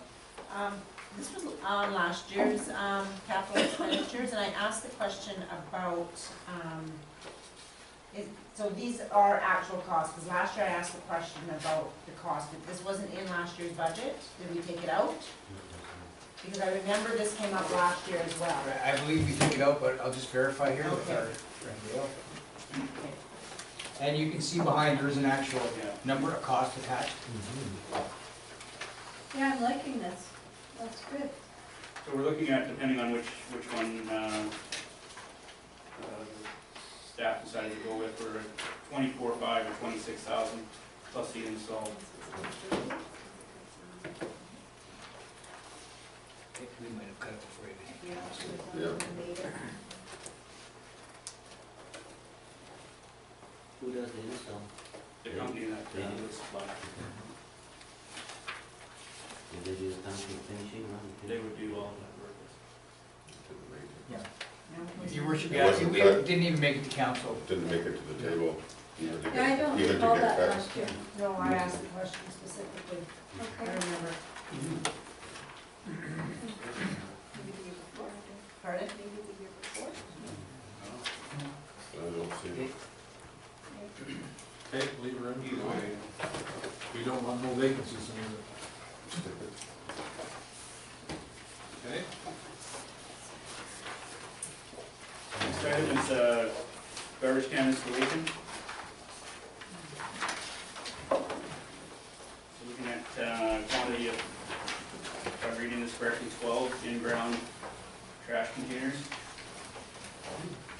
So what's that actually? In-ground trash container. Yeah, So what it is, we've had several of these in the parks and municipalities that worked for in the past. And if you look on the next page there, in the diagram that they have on the right, Yeah. in blue. yeah. So most of the actual trash container is located below ground. And so this actual container looks like a normal container from the surface. However, the quantity of trash that it can hold is far exceeds any other surface mounted trash container. And the manufacturer of this product will tote it on the fact that the trash that's underground is kept cooler, and therefore does not disperse as much odor as an above ground trash can. So these trash cans you would empty probably typically from my experience, once every 2 weeks in a busy time of the year. And you could go a couple months without emptying a trash can in the off season. And these cans, you basically hook onto them with a backhoe. They have a pretty big long garbage bag. You hook onto them with backhoe chains, pull it out, and dispose of it that way. Sorry, because we have a garbage contract, so who's actually gonna be emptying this? Staff would have to empty these particular cans. And I believe that staff do empty many of the existing beer cans. In the park, like Memorial Park, for example, Yeah, our staff empties. Yeah. so this is gonna be like double the size, wouldn't it have like a big smell or something? Well, because the majority of the trash is below grade, it's kept cooler. And Yeah. from my experience, we had one of these at the Sandy station in 100 Mile House. I had several in the park there, and the odor from these cans was minimal. Okay, and so, also, the other question would be, like, we have an active bear committee, so I'm just wondering if we were including them on the conversation, not that we have to, but we want to. Because, Yeah, wouldn't we? Your Worship, Councillor Crop, I can tell you that Gary is keeping in mind our efforts to dissuade wildlife from Yeah. coming into. So these cans meet that intent. They're not bear proof, I believe, to the same degree as the other ones are above ground, Mhm. but they're bear resistant, and of course, a bear would have to spend some time destroying the can to get at the garbage that's underground. Because the other ones were about $1,500 each, weren't they, the bear-proof ones? Yeah, the So- high bag units are approximately 1,500. Okay, so, and the other ones are bear-proof, but they carry less garbage. So it's a toss between, obviously aesthetics, but you have lower maintenance costs moving forward as far as staff time in collecting garbage, moving the garbage, and ultimately maintenance of the can, because most of the can is underground. Yeah, but you have to have big equipment to go move the garbage cans and dump them? How is that less effective? Again, Kevin, maybe. Or Well, more effective it's- cost-wise? It has to do with the frequency that you have to perform the task, basically. Hmm. You know, I'm not trying to be a negative Nelly here by any stretch, but, you know, I think this might be under the heading of build it and they will come. And once people realize how big these darn things are, there'll be lots of household crap going in there too. Yeah. You know, so, I mean, you may end up with folks throwing a couple of their own, rather than, you know, park waste, say something you, after a picnic, people would figure, hey, you know, I got 2 extra garbage bags this week. They're gonna go migrating into the fancy new in-ground, I mean, I think it might be nice to do a, you know, maybe pilot project where we take 2 and see how it works, Yeah. you know. Try to, but, I have a sneaky suspicion there's gonna be lots of non-park waste going in here. Yep. 300 gallons, a huge capacity. So I'm just gonna throw another, comment out there, just around a recycling option for, you know, recycling, glass and plastic. If we wanna start looking at more green initiatives, I'm wondering how that option might apply as well to just throwing away garbage. I mean, we wanna, you know, our community has a different feel to it in the sense of, you know, the environment and the nature element as opposed to just throwing all of our trash and garbage. So I don't know what options come similar with a recycling option. And then another thing too being, which is a good point, but another thing too is that, we cut out a bunch of garbage cans last year, bear-proof garbage cans last year, because we didn't think we had the money to do so at $1,500 a crack, and in fact, we took some garbage cans away from the downtown core in the last few years. So I'm just thinking that if we're going to do this, I would like to honor the efforts of the Bear Committee, which is a substantial number in our community, and their efforts of education for the community and such, and I would prefer to see 2 or 3 of those put in, because we did promise we would look at doing incremental bear-proof bins in the future, so. These are bear-proof, that's what. Yeah, but they're not as bear-proof as the ones we have, according to our director of operations. I have another Yeah, question sounds there. good, yeah. So Kevin, do you know where these will be located, these 12? Is there a plan assigned? I don't specifically know. I haven't had a chance to speak to Gary about the specific locations. However, I may add that, yeah, you spoke about recycling options. I know with the existing cans manufactured by Hallall, the metal ones, the existing bear-proof cans, they do come in different combinations. They'll come in a double wide garbage, they'll come in a single garbage attached to a recycling side. So there are options there with those cans as well. Of course, you almost double the price. I think they're about $2,500 for the double can. But if you want to look at incorporating recycling into the program within the park, that may be a better way of going than these. Because I think what you would find with these cans is that you know, anything and everything will be thrown in. I mean, if I could suggest, I mean, having some specific locations where there's maybe more high traffic, to have the double cans where you have the garbage and the recycling.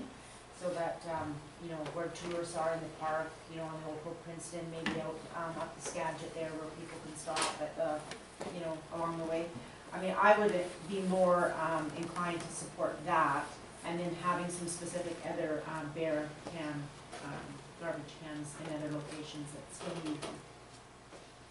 And I'm not really in favor of digging great big holes for housing garbage and then big equipment to dump it later.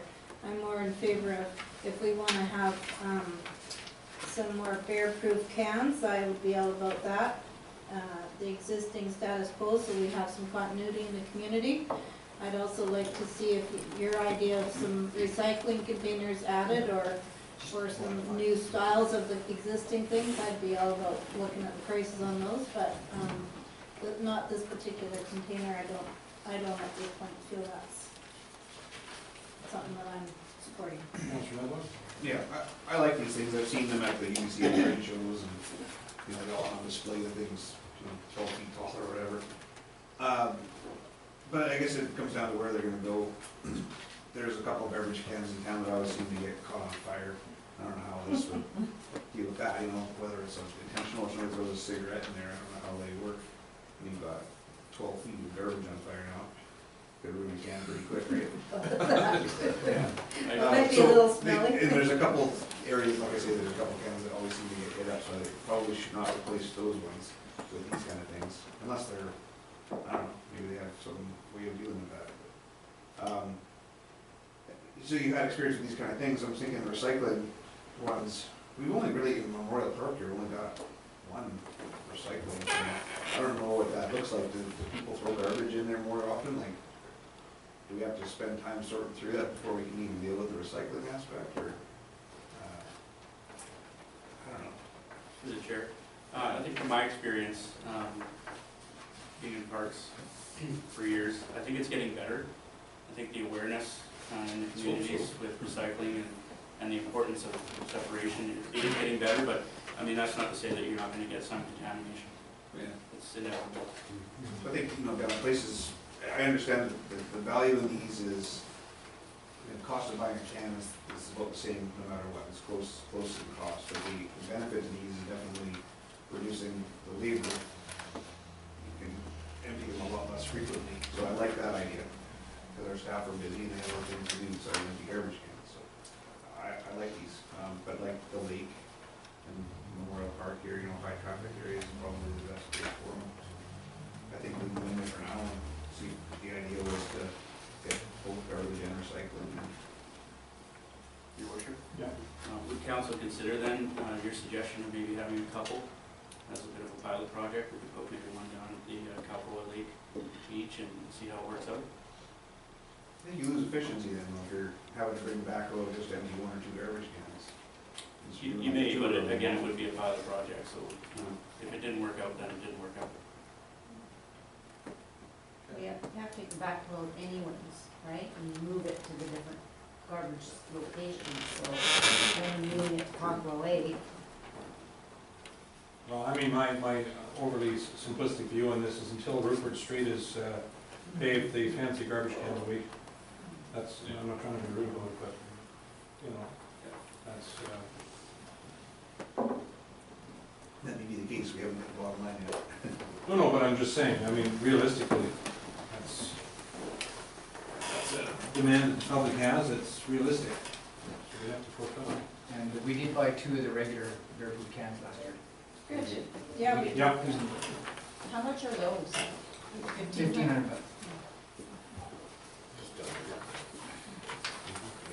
I like the innovative thought here. yeah, I do. Not trying to be negative here, Nice to see them. your first budget meeting, I'm not trying to be Mr. Rainflower, but, Oh, I completely understand. you know, It's an ask. I've probably had a call from everyone on Rupert Street, in the last few while, so we need to respect that concern. Oh, we'll just put them out this year. Next. So can you clarify for us, is that deleting that item? I think that's garbage going in the garbage for now.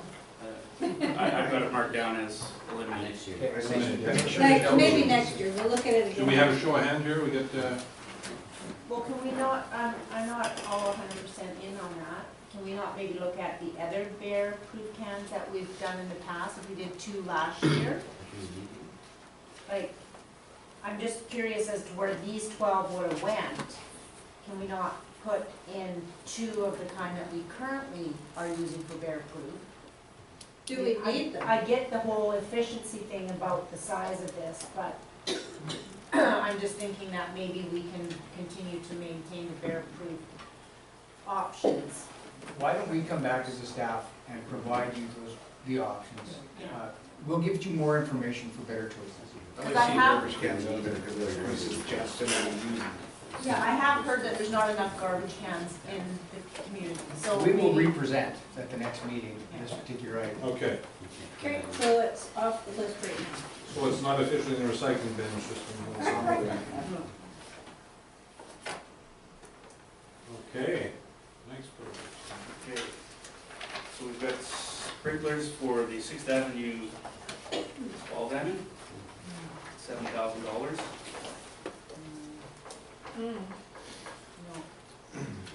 So I guess currently there's no irrigation there, and the summertime grass is not entirely suitable for play. And the thought is that the nicer field is going to attract more play.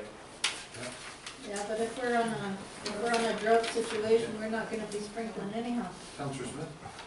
Yeah, this is maybe, feedback from my committee of being on brigade days.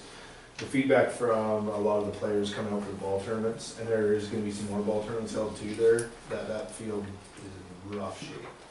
And that's mostly due to the condition of the irrigation on it mostly, so I know for brigade day standpoint, we've taken on 16 teams for brigade days for baseball tournaments, and the feedback is get your fields in better shape, or we really don't wanna come back to. So, and that's lost revenue in certain circumstances throughout the community too, so. On this though, I believe, I don't know if it was, I've seen it in the binder here too, not just for the sprinkler system, but for the field itself. I don't know, I know Kevin's fairly new. Backstops and things. Yeah, some of the backstops and stuff like that too. I know you're pretty new on the job site, so I don't wanna put you in the hot seat too much there, but maybe even for the next budget meeting there, what might have been put into there for, I think there was some field maintenance stuff as well, like Scott said, the backfields and some of the greens or infield part of it too, so. But I'm just putting my 2 cents in, like I said, but I do think that we do need to put some money into the ball fields. And there's a strong push from a couple community members set for this minor softball that want to get going with it. There's a couple safety hazards that are on the field that need to be addressed. So that's my 2 cents. Councillor Dial and Councillor Neville? Oh, I don't have a question. Okay, I thought you were, okay. Yeah, a bit more of the same as Dusty was talking about there. There have been, I understand why we haven't put any time or effort or money into those fields, because they weren't being used. Now we're in a situation where they're not being used because of the condition, and there's a desire to use them, not just for brigade days, permanent once a year, but there's, 70 some odd kids registered for baseball last year. So that's a little growth. Didn't want to come. Yeah. It's Yeah. a danger to the kids. So I think you gotta put some money into them, it is part of the lifestyle that we're trying to sell here in Hope. Yeah. So for $7,000 for a sprinkler system, I think that's a wise investment, and I wanna see it stay in there for sure. Me too. You got $80,000 or whatever $1,000 bike park down the way, and then crappy baseball field, so we're catering to one organization on another, and this is a fairly low cost thing that we can do to help increase the quality of life here. So for me, I like to say that the safety issues need to be addressed for sure. That's a liability to the district, so for me, that's a number one, regardless of the grass conditions.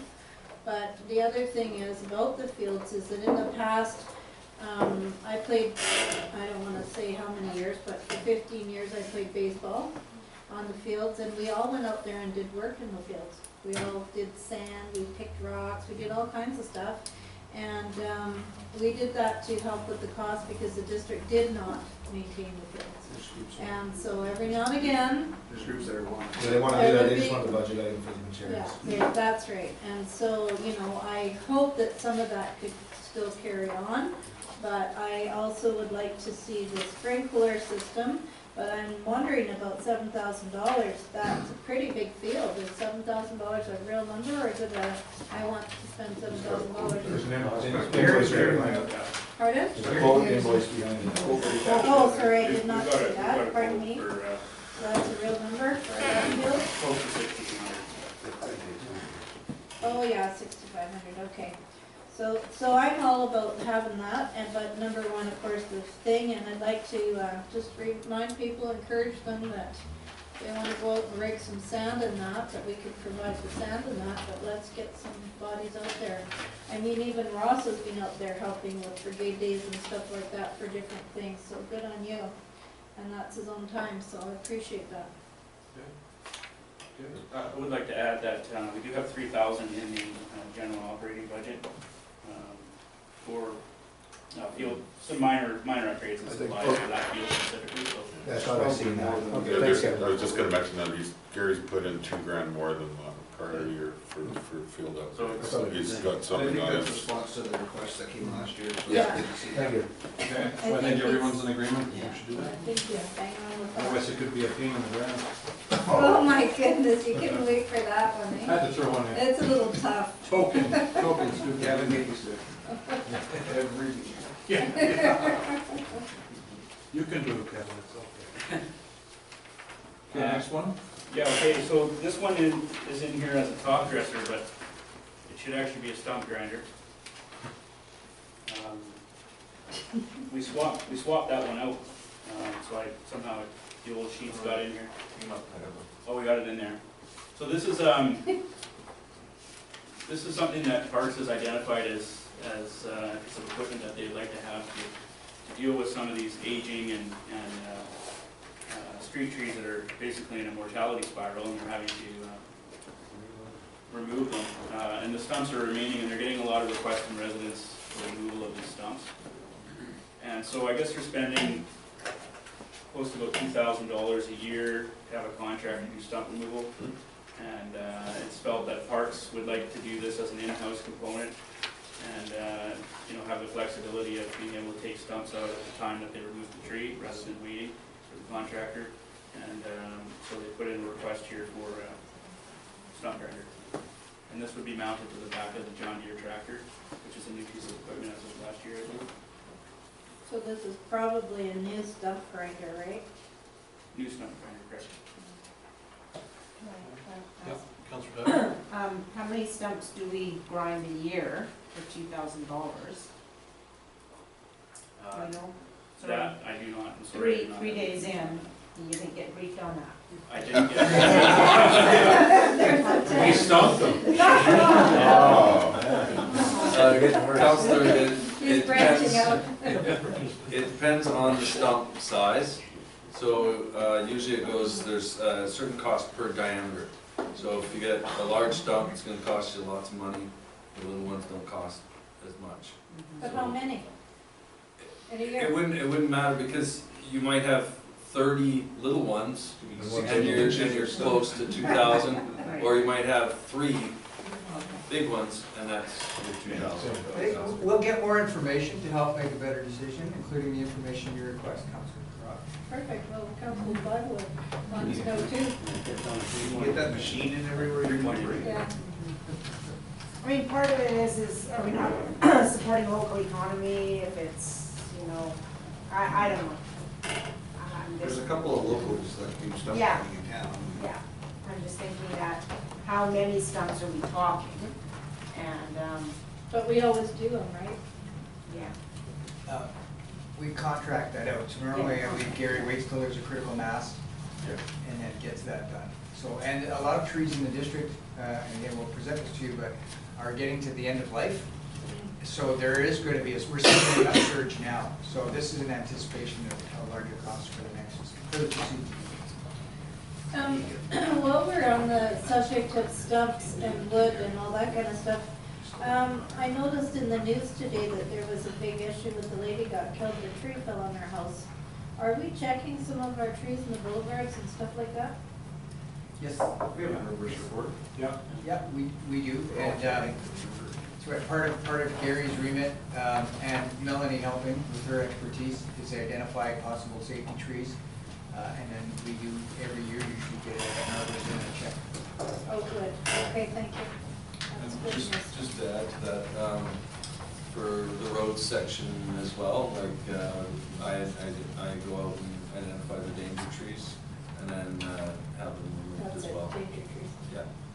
Okay, good, thank Anything you. showing signs of rot or signs of fungus on it that looks like it's affecting the tree, or if it's just died over the winter.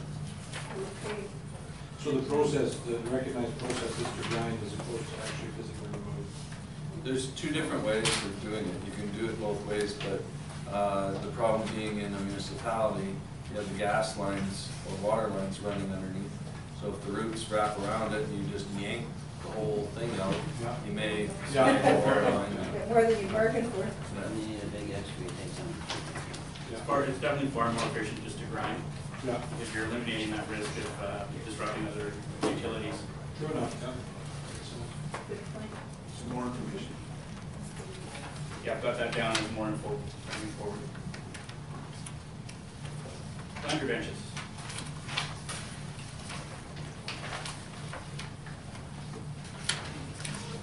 So item is in the package, provide extra seating and floral display on Wall Street, Memorial Park. Could we incorporate this request with, you know, we had a legacy project we were doing for people that had wanted to put memorial benches and stuff out there. Could we kind of maybe incorporate that somehow with this so that we can, you know, still have the benches and have a plaque somewhere on this? Like if we wanna change up the style of bench, then maybe we should just make sure that it's an option for people that wanna do that as well. That's certainly something that's possible. And I do know, your worship, that there may be a service club looking at initiating a project similar to that, and they would look to work with the district as far as locating the benches. And we would insist they be durable like the tech proposed. It's an interesting question, because there's no guarantee the service club will get the project off the ground. But the other thing, I think one thing we might want to look at as well is for the good folks in town who like sleeping it off in public, it might be good to have a bench that is essentially divided in the middle, so it's very comfortable for seating, but not so comfortable for sleeping if you're in a inebriated state, because we do have a problem with that in town, so. Just being factual, just, because it's not very good for tourism when you have folks that are snoozing it off in the Memorial Park. And also, when we're doing all these suggestions, like I like these new suggestions, but when we look at the overall vision of our community, are we really looking at what we have to work with, what we're gonna come up with, so that we kind of integrate everything, so that we kind of look like somebody owns us, instead of just kind of putting a hodgepodge of stuff everywhere? Like, I'm just wondering about that. And I can speak to some of this, the benches that we've been buying lately have been themed in concrete. So they're similar, they're not gonna be exactly the same, so you could, for example, go for these round or semicircular ones, but the materials are largely the same. So when you go through the community, you're not seeing, well, we're trying to replace the wood ones, but obviously get more durable concrete-based ones that look attractive. These ones also appear to sort of mimic the planters that we have too, right? So it's sort of And the, dual purpose. yeah, okay. Like, I'm okay with that as long as we've got some visions, more vision, you know, not just, Where are they planning to put these five? They want five, yeah, so they like, have an idea of where they want to put it. Wallace, some on Wallace and some in Memorial Park. Or just- The exact locations, Okay. I'm not familiar. maybe we need a plan about what we want and where we want it. What about that? And then we can kind of look towards the 5-year budget of attaining all of that stuff. Well, it's initial discussion, so that's good. I mean, I like the idea, I'm wondering how we can maybe work with communities in Bloom on this as well. And I like the idea about memorial benches, and also I'm wondering about businesses who might want to have something out in the front of their place of business, so maybe they can contribute as well. So having a couple of different options to do that. and not neglecting like the old Hope Princeton. I mean, I know that it's a highway, but yet there's, you know, all the hotels are sort of along that corridor, and it would be nice to sort of beautify that area as well. Maybe we need a plan. Yeah, I agree with the plan, I just don't, sometimes, and not to put the cart before the horse, but sometimes if we say, okay, we need a plan, then the plan doesn't always necessarily happen efficiently, in a timely manner. You have the power. I have no power. We'll take that back. Good idea. I like the overall suggestion, I just like to tweak it and get a plan and a vision, and then let's do it. Okay, Cedar Dock, let's see if this one stays afloat. I want one of those. These are single. And the These are lake. single. I'm not sure it would. That was good. You'll butt right in there. Not one of I'm these liking him guys. better all the time. So we have almost 8 minutes, people not letting Okay, count. okay, Well, okay. Your worship, if I can, we're almost, or if I may, we're almost through, and we have Bobby here Yeah. on the clock, so maybe we should run through these quickly, if you wouldn't mind, so at least you have exposure with Bobby here. So you're thinking violating the 9 o'clock? I would humbly suggest it to make best use of Bobby's expertise and time. Okay. Okay, sounds good. Now, the dock one? Yeah, so I'll speed up here. Dock at Capitol Lake Public Beach. I'm not sure of the background on this, but the intent was to keep swimmers separate from boaters. Yeah, and in fact, it would come out from the beach area, not from the landing area. It's properly headed here as a safety issue. Because that is an issue, there's a short dock there now that the boaters high enough to, kids want to jump off and into the water. It's just a bad combination. Into a prop. Yeah. Really good.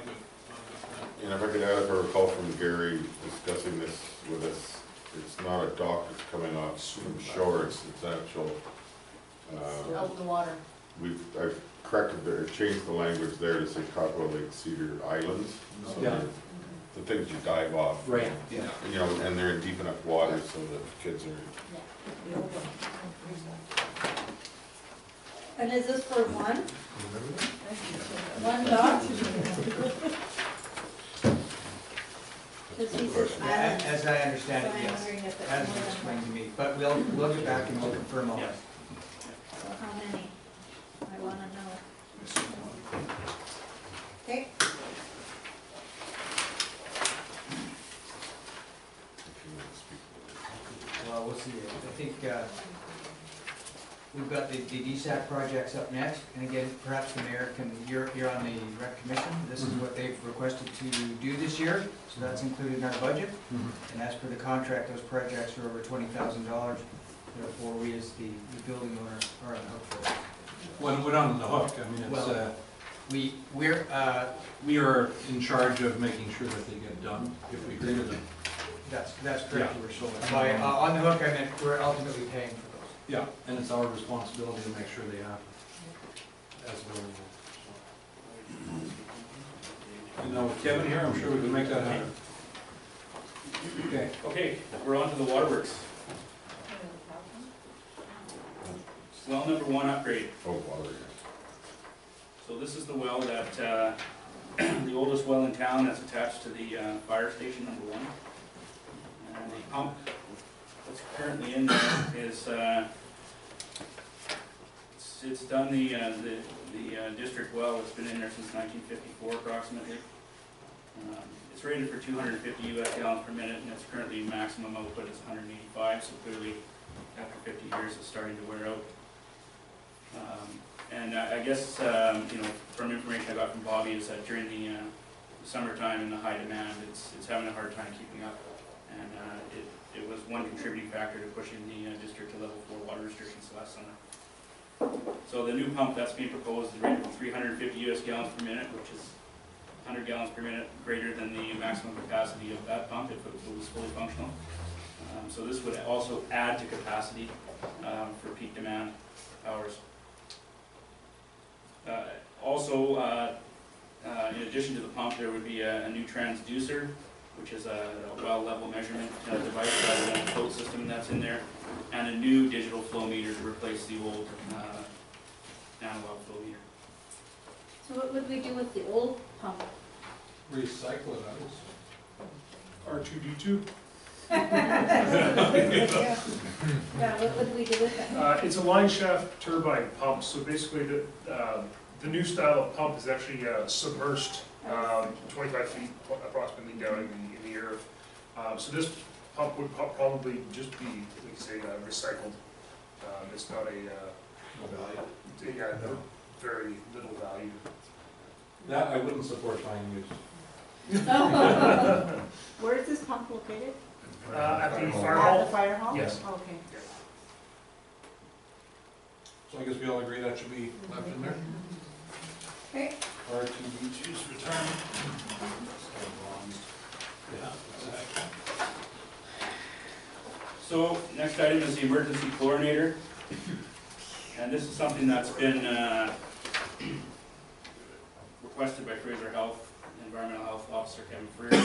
It's something that the district requires to, For emergency. for emergencies, to deal with total coliform counts or bacteriological issues that may arise from time to time.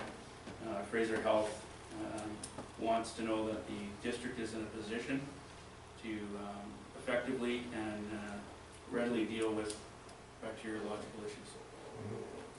But I mean, clearly we don't want chlorination. I mean, I don't want chlorination. Yes, and again, this is emergency measures only. This is Right. not to be a permanent fixture. It is emergency response. Right. I don't even want anything. I'd actually prefer to have all of our systems able to be hooked up for chlorine, but not actually have those pieces of equipment in the pump houses yet, so that we can't be forced to turn on chlorine, whatever. We actually have to, temporarily install them in order to respond to an emergency and not just use them 100% of the time. So speaking from experience, in 2013, I went through a boil water advisory at the Village of Anmore. We actually set up, in an emergency, we set up a couple of temporary chlorinators, and that was a request of Fraser Health that had to be done. So I think in this situation, we need to be proactive and have this equipment in place prior to an event happening, so that we can act quickly. Public safety issue. There was one, was it last year or the year before that we had to do that by 2 years ago now? But I guess it's the, we're talking about there about bulk for slug chlorination, that's what we had to do. What kind of cost is involved in that type of chlorination? Fairly low cost, but very unreliable You probably parts per million. over chlorinating just to make sure. Yeah, people end up getting blonde hair in the shower. Not quite, but that's, you turn on your tap and your eyes are burning from the amount of chlorine, because you cannot reliably inject a specific dose of chlorine. So there's no comparison, it's totally different. Yeah. And so this is for all of our wells, or one well, or? I would, at first, I would designate one well per system that we have. We have the four well systems. So I would designate one well in Silver Creek, one well for town, one well for Copper Lake, and East Copper Lake. So is this 20,000, what do we get for that? Honestly, that is a bit of a verbal quote from one of my Corex contacts, because he wasn't quite sure, and with Fraser Health requesting it, I'm not even sure that I can completely do it for that much, but I wanted to at least get the ball rolling on this project. So Because, it's a guesstimate? yeah. Okay. May I add, Mr. Mayor? From my experience, $20,000 would probably get us an actual chlorination unit that would be mobile, we could take it wherever we need it. And within that $20,000 budget, we could then plumb our existing stations for a connection to that unit, so that wherever we've got the issue, we have the ability just to take that portable unit, get it there, set it up. We already have a quick connection basically, where it's already plumbed into the water main, and we can start chlorinating immediately. And that's your preference, Mr. Clark, right? Yes. Yeah, Makes sense. well, that makes sense. Yeah, I'm good with that. Yeah, me too. Plus that would address the public opposition to anything that is permanently fixed. Correct, exactly. Yeah, We would want a mobile unit so that we can move it to, I mean, there's 5 different water systems. Yeah. So, I mean, there's no sense in buying 5, because the likelihood of having boil water advisories in all 5 systems at the same time is remote. right. So, Sounds like a plan.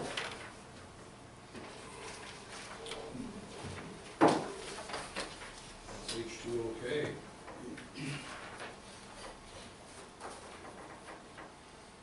Lake of the Woods generator. Bobby, do you want to speak to this one? Yeah, so, last year we had the large ice storm, and we actually had a large power spike take out the small generator that was at Lake of the Woods, top pump house.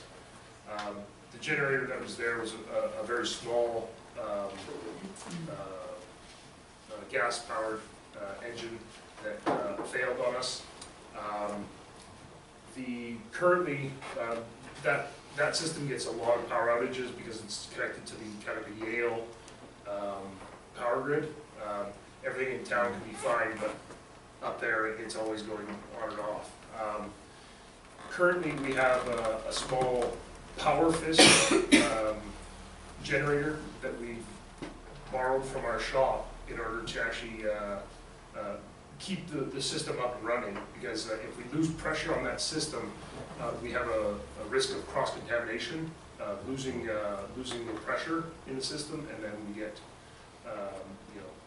we have a potential for drawing contaminant into our system. So it's very important that we have emergency power on that system. And this $20,000 would be to install a small diesel generator out there. Okay. How many families are on that system? Approximately 15. We just put 20,000 into the well. Did we just put a new pump in that well? Sorry, Tim? Did we just put a new pump in that well up there too? It's a surface water, and yes, we did install a new 18-gallon unit pump in the lake. Yeah. Regardless, for 15 families, it's a very expensive system. There's no scale for it. Is there any plan to look at doing something to combine other systems or something, so we don't have to spend so much on 15 hours? I think it's just too far away. It is quite a distance. It would have to go from just across the Fraser Bridge to all the way up the hill. It would be a massive undertaking. It would be $1 million plus just to make it. Yeah, we can. The perks of amalgamation. We tried drilling for a well, and it was, Yeah, it was sulfur water. Okay, I think that's kind of necessary. Or diesel or gas? Yeah. Or diesel or gas? you recommend the diesel, obviously. Yeah, I recommend the diesel. The smaller gas-powered ones are not as efficient. They're not meant for long-term use. They're generally rated at a duty cycle of 50 to 60%, say, whereas larger diesel generators are meant to run for days at a time. Cost efficient. Yeah, very cost efficient for us. I like the current generator picture. Yeah, that is what we have. That's kind of like a red-green show snapshot. That is my old motorhome. Okay, so we're in for that. Okay. Next on the list is Thacker Mountain Lift Station. Oh, we got, sorry, it's down here. We got Johnson Road water line. Oh. We got Thacker on. You have Thacker? I'm going by 2 different sheets here, so we can go with Thacker. We'll go with Thacker.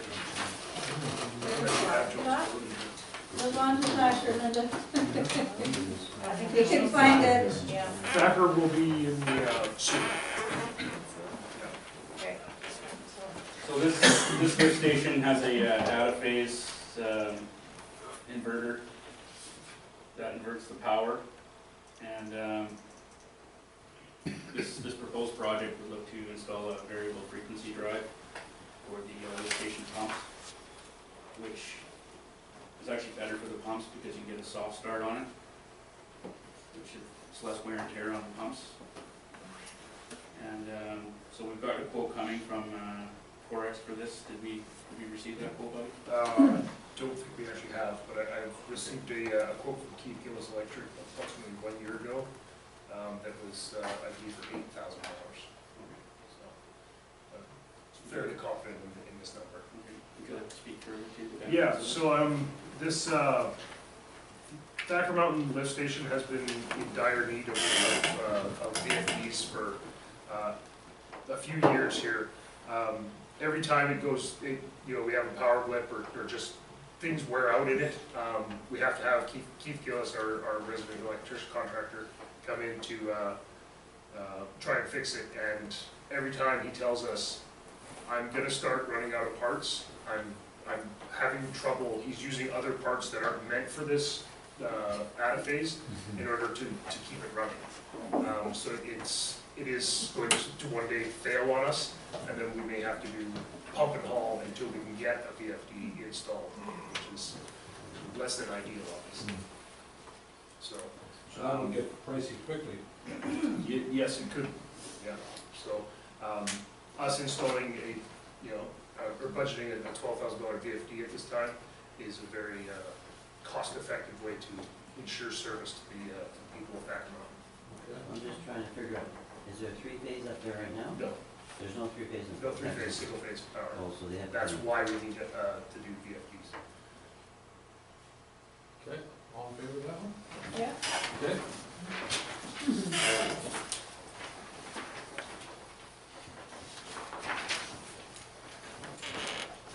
The next item is the Coquihalla Lift Station, electrical upgrade. So this lift station is the main pump station for the district. And it's actually the lift station, correct me if I'm wrong, Bobby, but that's the lift station that actually pumps through the force main to Yes. the treatment plant. So everything comes through this station, and currently this station is not set up with an automatic transfer switch for when the power goes out. There's a generator there. But there's no automatic transfer switch, so because of the volumes that come into this station, it's approximated at about a 20-minute window. It's about all you have to get down there to switch that transfer switch before you've got sewage coming up out of the station. So this one here is. Probably was half an hour away. I call people. I wake people up. But I mean, at the end of the day, I don't think that's the best practice to have. Certainly we want to avoid sewage spills. Hopefully we're getting more than one quote. Oh, yeah. Yeah, this is a Preliminary this is a for now. class A estimate here. Was Keith given a quote on I don't think he's given a quote yet. He's still waiting on the ultrasonic transducer as well. Another part of the problem with this lift station is that it's still using the older mechanical floats, and we get a lot of false positives with these floats, meaning you'll get a call out saying high level, and you're going, holy moly, and you rush out there, and everything's fine. Nothing's wrong. And it's because of the, none of the floats floats have been replaced, but none of the controls on the inside of the kiosk have been replaced since 1978 or 79. So it's, it's aging. Do you have any idea of how many culverts this would generate per year? In a year, 15. 15. So You think more than one a month? Oh, yes. Yeah. This is a pretty big cost right So there. that's probably about $4,000 in wages. Pays off very quickly. But this could come in a little lower, Oh, yeah. Yeah. okay? Okay, Really, everyone in favor of that one?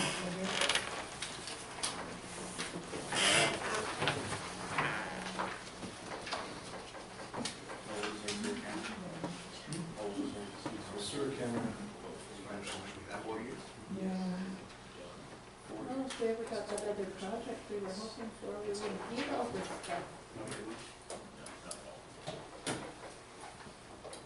So the existing sewer camera that the water department uses to investigate blockages or issues with pipes. Our current model, which you wouldn't classify as a sort of an industrial or commercial grade, is it's only 4 years old, but staff have been having nothing but problems with it. And it's been sent out for repair 3 times now. And they need the ability in situations where we've got blockages to be able to determine what the issue is, rather than, just digging and hoping to discover the situation. It's also good for inspections and with our asset management, we may be able to do some of the smaller inspections with this camera ourselves and provide data for the existing condition of our infrastructure. So the ask is for $13,000 to replace this camera that currently is not functioning properly. The road and drainage crew also would use the same camera for the same reason. Storm sewer plugged, could be roots, anything in there, blockages. Would be combined use. Okay. Can you just find out how long that camera will really likely last? Because if it's only got like a 1-year warranty, I don't want it for 13 grand. Is this camera much better quality than the one we bought 4 years ago? Yes, yes, there's a significant, basically, the one that we had purchased was more of a, like a plumber's tool, and the one that I'm looking to spec out is more of a municipal grade, larger spool, does it to 300 feet instead of 80 feet. Just a all-weather case and keyboards and things, so it's just a all-around better built piece of equipment. And these commercial grade, municipal grade cameras, they have a display monitor that's quite robust. But you also have the ability to download to a memory stick all the data that's picking up, all the video. So it ties right into the GIS, it ties right into the asset management that the district is embarking on. So, in my opinion, this is a really good purchase. I think you could probably expect to get 10 years out of this camera if it's maintained properly. Usually the catalyst for replacing these types of equipment is the improvement in technology. We had one in Anmore that was probably about 10 years old and it was still working fine. But the technology, it just gets antiquated. So.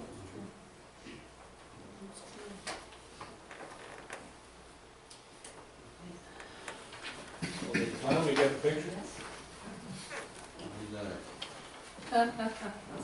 No, it's a little fuzzy. Next piece of equipment is a utility line locator. So staff will use this whenever they need to dig and or locate something just for reference. Basically, you can locate various different utilities on the ground. They're most commonly used for gas line locations. The one that the district currently has is 25 years old and is not working reliably. Will they find water lines, shut-offs? No. Not typically. Typically, they work by, you're connecting to a ground, but you're also connecting to something where it can convey its signal through the actual utility, and then the receiver picks it up at the surface. So if it's a plastic water line or PVC, you're not going to be able to trace it in that regard. But the gas lines typically have a tracer wire with them. The tracer wire comes up with the gas meter at home, so you can clamp this on there and then it sends the pulse through it, and you pick it up with the locator above ground. It actually gives you a depth of it as well. So it's quite a good safety feature. It's quite handy. So this is basically just for gas line then, nothing else? You can Gas at times at times scan with these units, where you don't have to be typically connected. They will work in a scan function. Some of the higher end units. And you can pick up. It's quite a skill to do it, but you can get it done. So the coat hanger method doesn't work? Witching still works. I know. Yeah. I know, I'm used to working, man. Yeah. So when we get all these new gadgets, especially my concern is, because I work with these new gadgets, not these ones in particular, but is the user friendliness. for the staff. Yep. Because if you get stuff and you can't use it, it's a total waste of taxpayer dollars. Yep, especially with the sewer camera and the line locator, the two suppliers that I've talked to have actually offered, like, if we purchase from them, they come out and do a half-a-day seminar, education, showing you how to work it and giving you the tools for success So on they're that. doing the training, Yeah. and they have support for you later. Yes, Okay, that's part of the package when you buy it, it's not an additional cost, it's built into the cost of the machine. okay, I'm okay with that. I don't know about anybody else. Okay. The next one, no. Pollution control center upgrade. So I was out there with Bobby today and he showed me some of the issues that they're facing out there. The raw sewage coming into the lagoons, the system's designed so that it goes into the initial lagoon, transfers over to the secondary lagoon, and then goes to what's typically called a storage lagoon. And so the idea is, over the course of time, as it sits in there with the aeration, microbial activity breaks down the solids, and you get basically what's effluent in your storage lagoon. So the larger lagoon there is the storage lagoon. That's the last lagoon before the effluent goes out through the outfall pipe into the Fraser. So what we're asking for here, the $680,000, is to replace these flow gates. So what's happening is the raw sewage is coming into the small lagoon on the right and the secondary lagoon on the left simultaneously. So that what should be happening is it goes into the lagoon on the right and then it goes into the one on the left. But the way it's set up now, because the slide gates are not operable, the bypass into the second lagoon is actually open, and it's affecting the quality of the effluent that enters the Fraser. So we're not actually meeting our BOD and our TSS test results with Ministry of Environment, which they flagged, and you know, we need to do something about it, or they're gonna give us an out of compliance order. And just a reminder, this is the Open State Night project that you've already been briefed on, and we're doing the emergency work on the outfall, so this is nothing new as far as informing you. Yeah, understood. Can this be a project that's part of the infrastructure? Oh, yes. So this will be one we'll be looking for granting opportunities this year. And it can't be a phased project, it's a one-shot project? Aren't we doing the outflow into the Fraser right now? We're doing the emergency, well, not very urgent stuff at the outfall end. That's correct, because it's flood. It's no longer in the deep channel, so we're going to, ideally, if the Environment and Fisheries approve this very quickly with the next week, dig it out, fix it, decide if we need to put in a concrete barrel, et cetera, how to improve it, and then put it back so it doesn't involve any backflow pressure at high water flows. Because we have to do that in the month of March, because that's when the lowest water. That's so realistic. And that is correct. Now, we've told Environment is okay with it.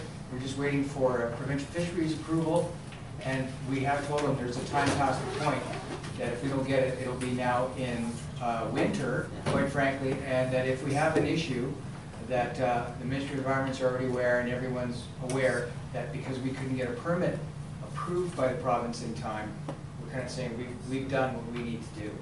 So what is the cost of doing that? Is that including in this 680? Is that part of that 680? Well, you can answer that, Kevin. I can give you the breakdown here. So we have a discrepancy here with the backup sheet here and the actual budget documentation. So what we're looking for is not 680, it's 780. Even better. So $100,000 earmarked for the PCC outfall pipe. Which you've already authorized. That's already authorized. $150,000 for the lagoon upgrade. Can you elaborate on that, Bobby? So the actual aeration, the piping and stuff that's actually helping the microbes actually eat away and treat the sewage. Basically, the the engineers have told us that most of the membranes have burst, and it's giving coarse aeration versus fine bubble aeration. The fine bubble aeration is more productive and more efficient. So that helps us achieve our requirements for the Ministry of Environment.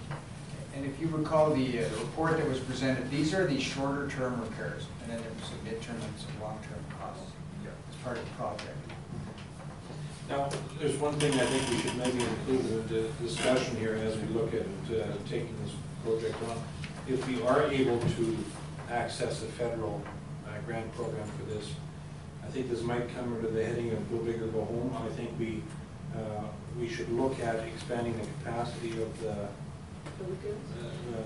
PCC as well, because if we can get 20, 30 cent dollars, what have you, through the grant program, I would be very much in favor of looking at a sewage treatment scenario here where we have significant surplus capacity now to allow for future development, because there's no point in doing all this intense work.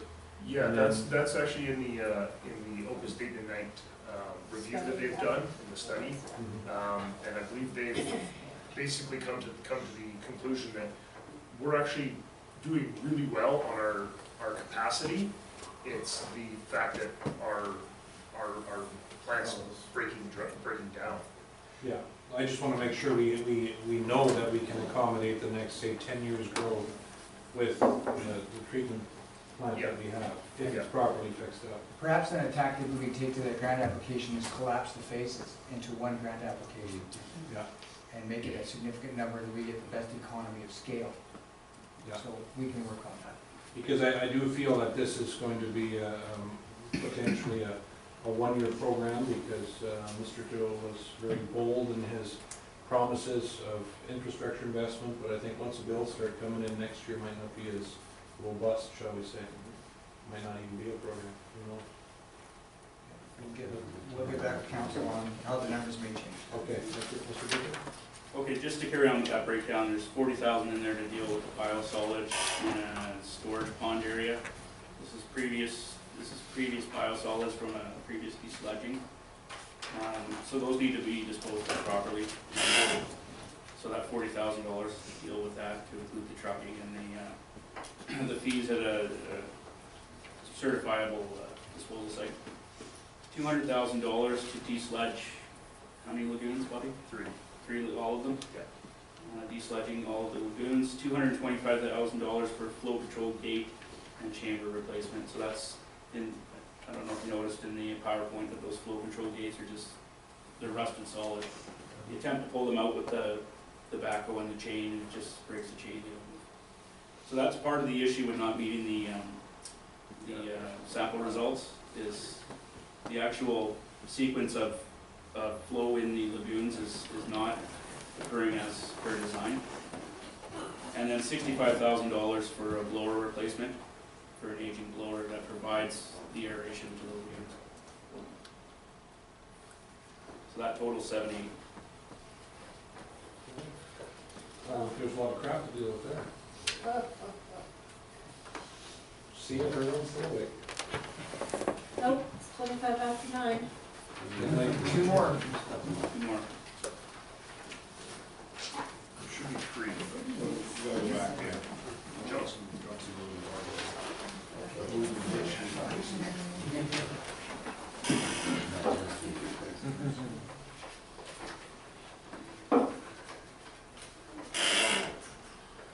Is this that down the hillside by exit 170 there? Yeah, so in November, we had the main force main that comes from the Copenhagen lift station that pushes all of the sewage from Hope out into the sewage treatment plant.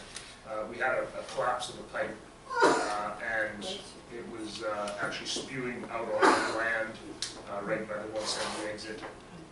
You can see in some of these pictures the spalling and deterioration of the actual pipe itself. Wherever the actual water travels, generally, is fine. It's above that the hydrogen sulfide gas mixed with bacteria actually basically eats the concrete, deteriorates it, and makes it extremely weak. So there's, I believe, 430 feet of concrete pipe that I'm proposing need to be relined. So it doesn't need to be dug up or anything like that, it just needs to be basically relined. The company comes in and puts an epoxy liner inside. It hardens, and then they open up the ends, and you know, it should last many years after that. Isn't there debris in the line? The debris managed to be flushed out, and we are actually still catching it down at the pollution control center. Okay, Most of the sand and gravel and. because it'll have to be pretty clean to line it. Yes, so it gets flushed before they reline it. They flush it out with a vac truck. And how long does the liner last? 60 years. Really? Yeah, that's Wow. what they're saying anyway. I have a whole booklet on it I can provide it to you. You won't be I'll take your word for it. No, I think it'll be pushing 50 years.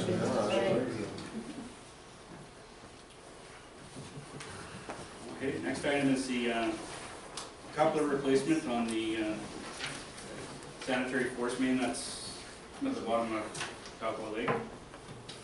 Previously, as you know, there was a rupture of the pipe and it went up to the surface, and twice, yeah, my understanding, so one of the couplers was replaced with a Romac coupler, which was designed for that application. It doesn't require inserts into the HDPE pipe. It's basically designed robust enough to deal with coupling that pipe in the environment that it's in. One of the existing couplers on the pipe was not replaced at that time, and so this $10,000 is for drivers to go down and replace that existing coupler that's basically not designed for where it's at. Sounds like a bit of a no-brainer project, I guess. Avoid future problems. It would greatly ensure our success in the. Probably paid for on the first day, you don't have to use a vac truck. Basically, yeah. Okay. So we are missing. We're missing Johnson Road, water line. Well, we haven't actually finalized this, so. We got one more that, wasn't in our paper, but was on PowerPoint there, the Johnson. Yeah, Johnson Road.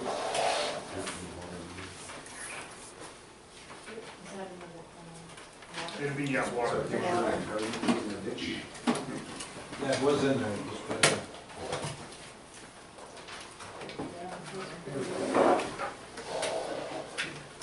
So I can speak to this. This is a estimated $350,000 project.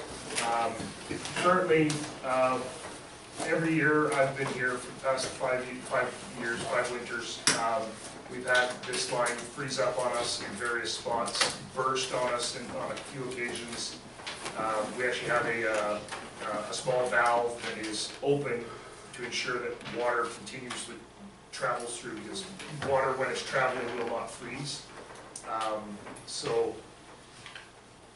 This is laying on top of the ground. It's suspended above a seasonal creek at times. It's 1.5 inch line or 2 inches best. We've had many issues with it. It's frozen up in the at times, burst there.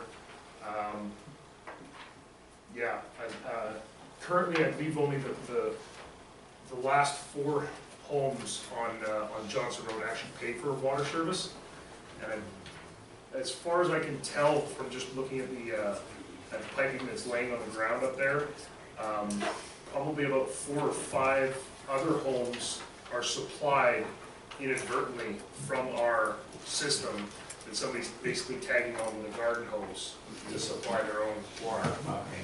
Yeah, not paying water fees. So can I ask a question? Is this specifically Johnson Road residents? Yes. So, and how many homes are on that, do you know that, Bobby? I don't know off that hand. Because I think I recall a conversation about having, maybe potentially taxing Johnson Road residents it's local specifically service for this, as a agreement. service agreement? That was potentially one of the options a couple of years ago that we discussed, and or with the other private water system, Yeah, Summer Road. Yeah. yeah. About 85% of the engineering and design has already been done by Open State Ignite. There's one section from Johnson Road across to Curlick Road through the bush that would need to be surveyed and designed, but short of that, this is kind of a ready-to-go project. Other than the money. How much did it Yes. cost? $350,000 approximately. No problem. Choo-choo. For a few homes? For 12 homes. Yeah. Yeah, but the bottom line is, the longer we wait for all these projects, if we don't have them shelf ready, when the money does come, we miss out, right? So, What's involved in a user, like taxing them specifically? Does something have to happen? Yes. Yeah. Yeah, you have to petition them, Okay. and there's some process involved, and then setting up that line. I see. How long is this line? How many feet is this line from, we have a water line down the middle of the road, right? There's a main. On Johnson? No, down, Cock, is it It Cock comes, Lake? it comes off of Curlick at the top. Yeah. Goes through the bush, Yeah. and then Isn't there a water line down the middle of Cock Lake Road? Only between Summer and Stevens. Yeah, that's right, and then Yeah. nothing beyond that. Between Caw Road and Curlick Road, there's a 2-inch line that is buried in the ground there. that- This is all remnants of amalgamation. We had different standards for Yeah, different we did. areas. So This you, was the red green standard. so we're taking water from the top of Curlick Road, you said? Yeah, the main would extend from Curlick through a right-of-way that's already in place and then come down Johnson Road. Eventually, there How will be, far does that be? How many feet? I believe it's 427 meters approximately. And then eventually there would be a main that would go from the bottom of Johnson Road to all the way from across to Curlick Road and then to Stevens. so that's the master plan? Yes, that's all been Okay. designed by Opus State Oh, Ignite. the state, yeah, Yeah. that's right. I think it's a valuable project, but I think we may have bigger fish to fry. Unless it's funded in certain ways. I mean, if we get shelf-ready plans and the opportunity comes, of course, we can certainly look at it at that time, right? Nothing's written in stone that says we don't do it now. No, we can pave a lot of roads for 380 grand.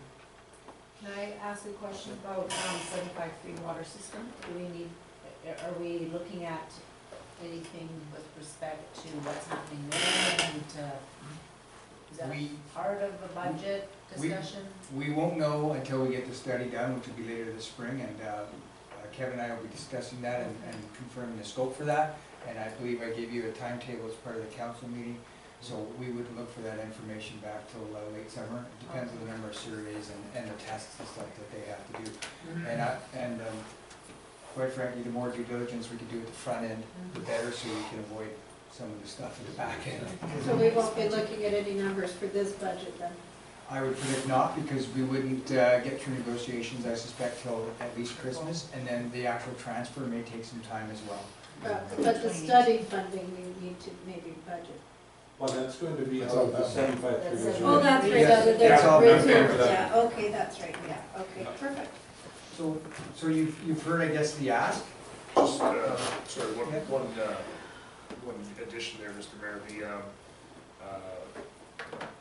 that would come out of the sewer, or the water fund, not out of the Public Works General Fund. Water and sewer has its own funds through Yeah, that, so it's, yeah. that we do. Still an opportunity cost, because you can't do some of the project in Yeah. water, for example. Yeah. So I suggest respectfully, if it's the right time, that we pick the next meeting or two, date, while we're so convened here. We can certainly do that. Wednesdays, well, what was the last, was it a Wednesday? Well, Date, we had suggested Wednesdays, but Thursdays work better, doesn't matter. So today's the 10th, is the 16th? That's next Wednesday work for everybody? Yeah, the following Wednesday after that is in Bancho BGM. Yeah. Yeah. All the ones after that is. And then the chambers wrap up the Can we say the 16th? We'll put that down. Yeah. And then if we want to, the following Thursday is the 24th. Because, You're getting kind of close to the holiday, right? which holiday? Sorry. Oh, Easter. Oh, Easter.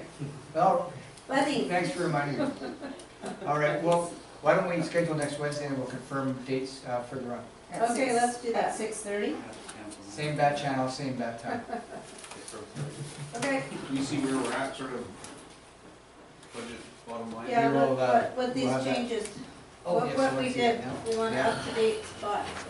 For, Brace So we can yourselves, sleep ladies off and this. gentlemen, brace yourselves. What did we potentially talk about spending? Well, this is a unrealistically bold wish list. So, That's where we're at right now. Might have to go back to that camera. Those garbage cans are not coming this year. Big numbers. well, we'll take a look at it again next Wednesday. Holy crap, holy. We will get the refined information as discussed back to you later. Thank you all. Motion controls and, right? Yeah, that's $180,000. Thank you all, good work. Good.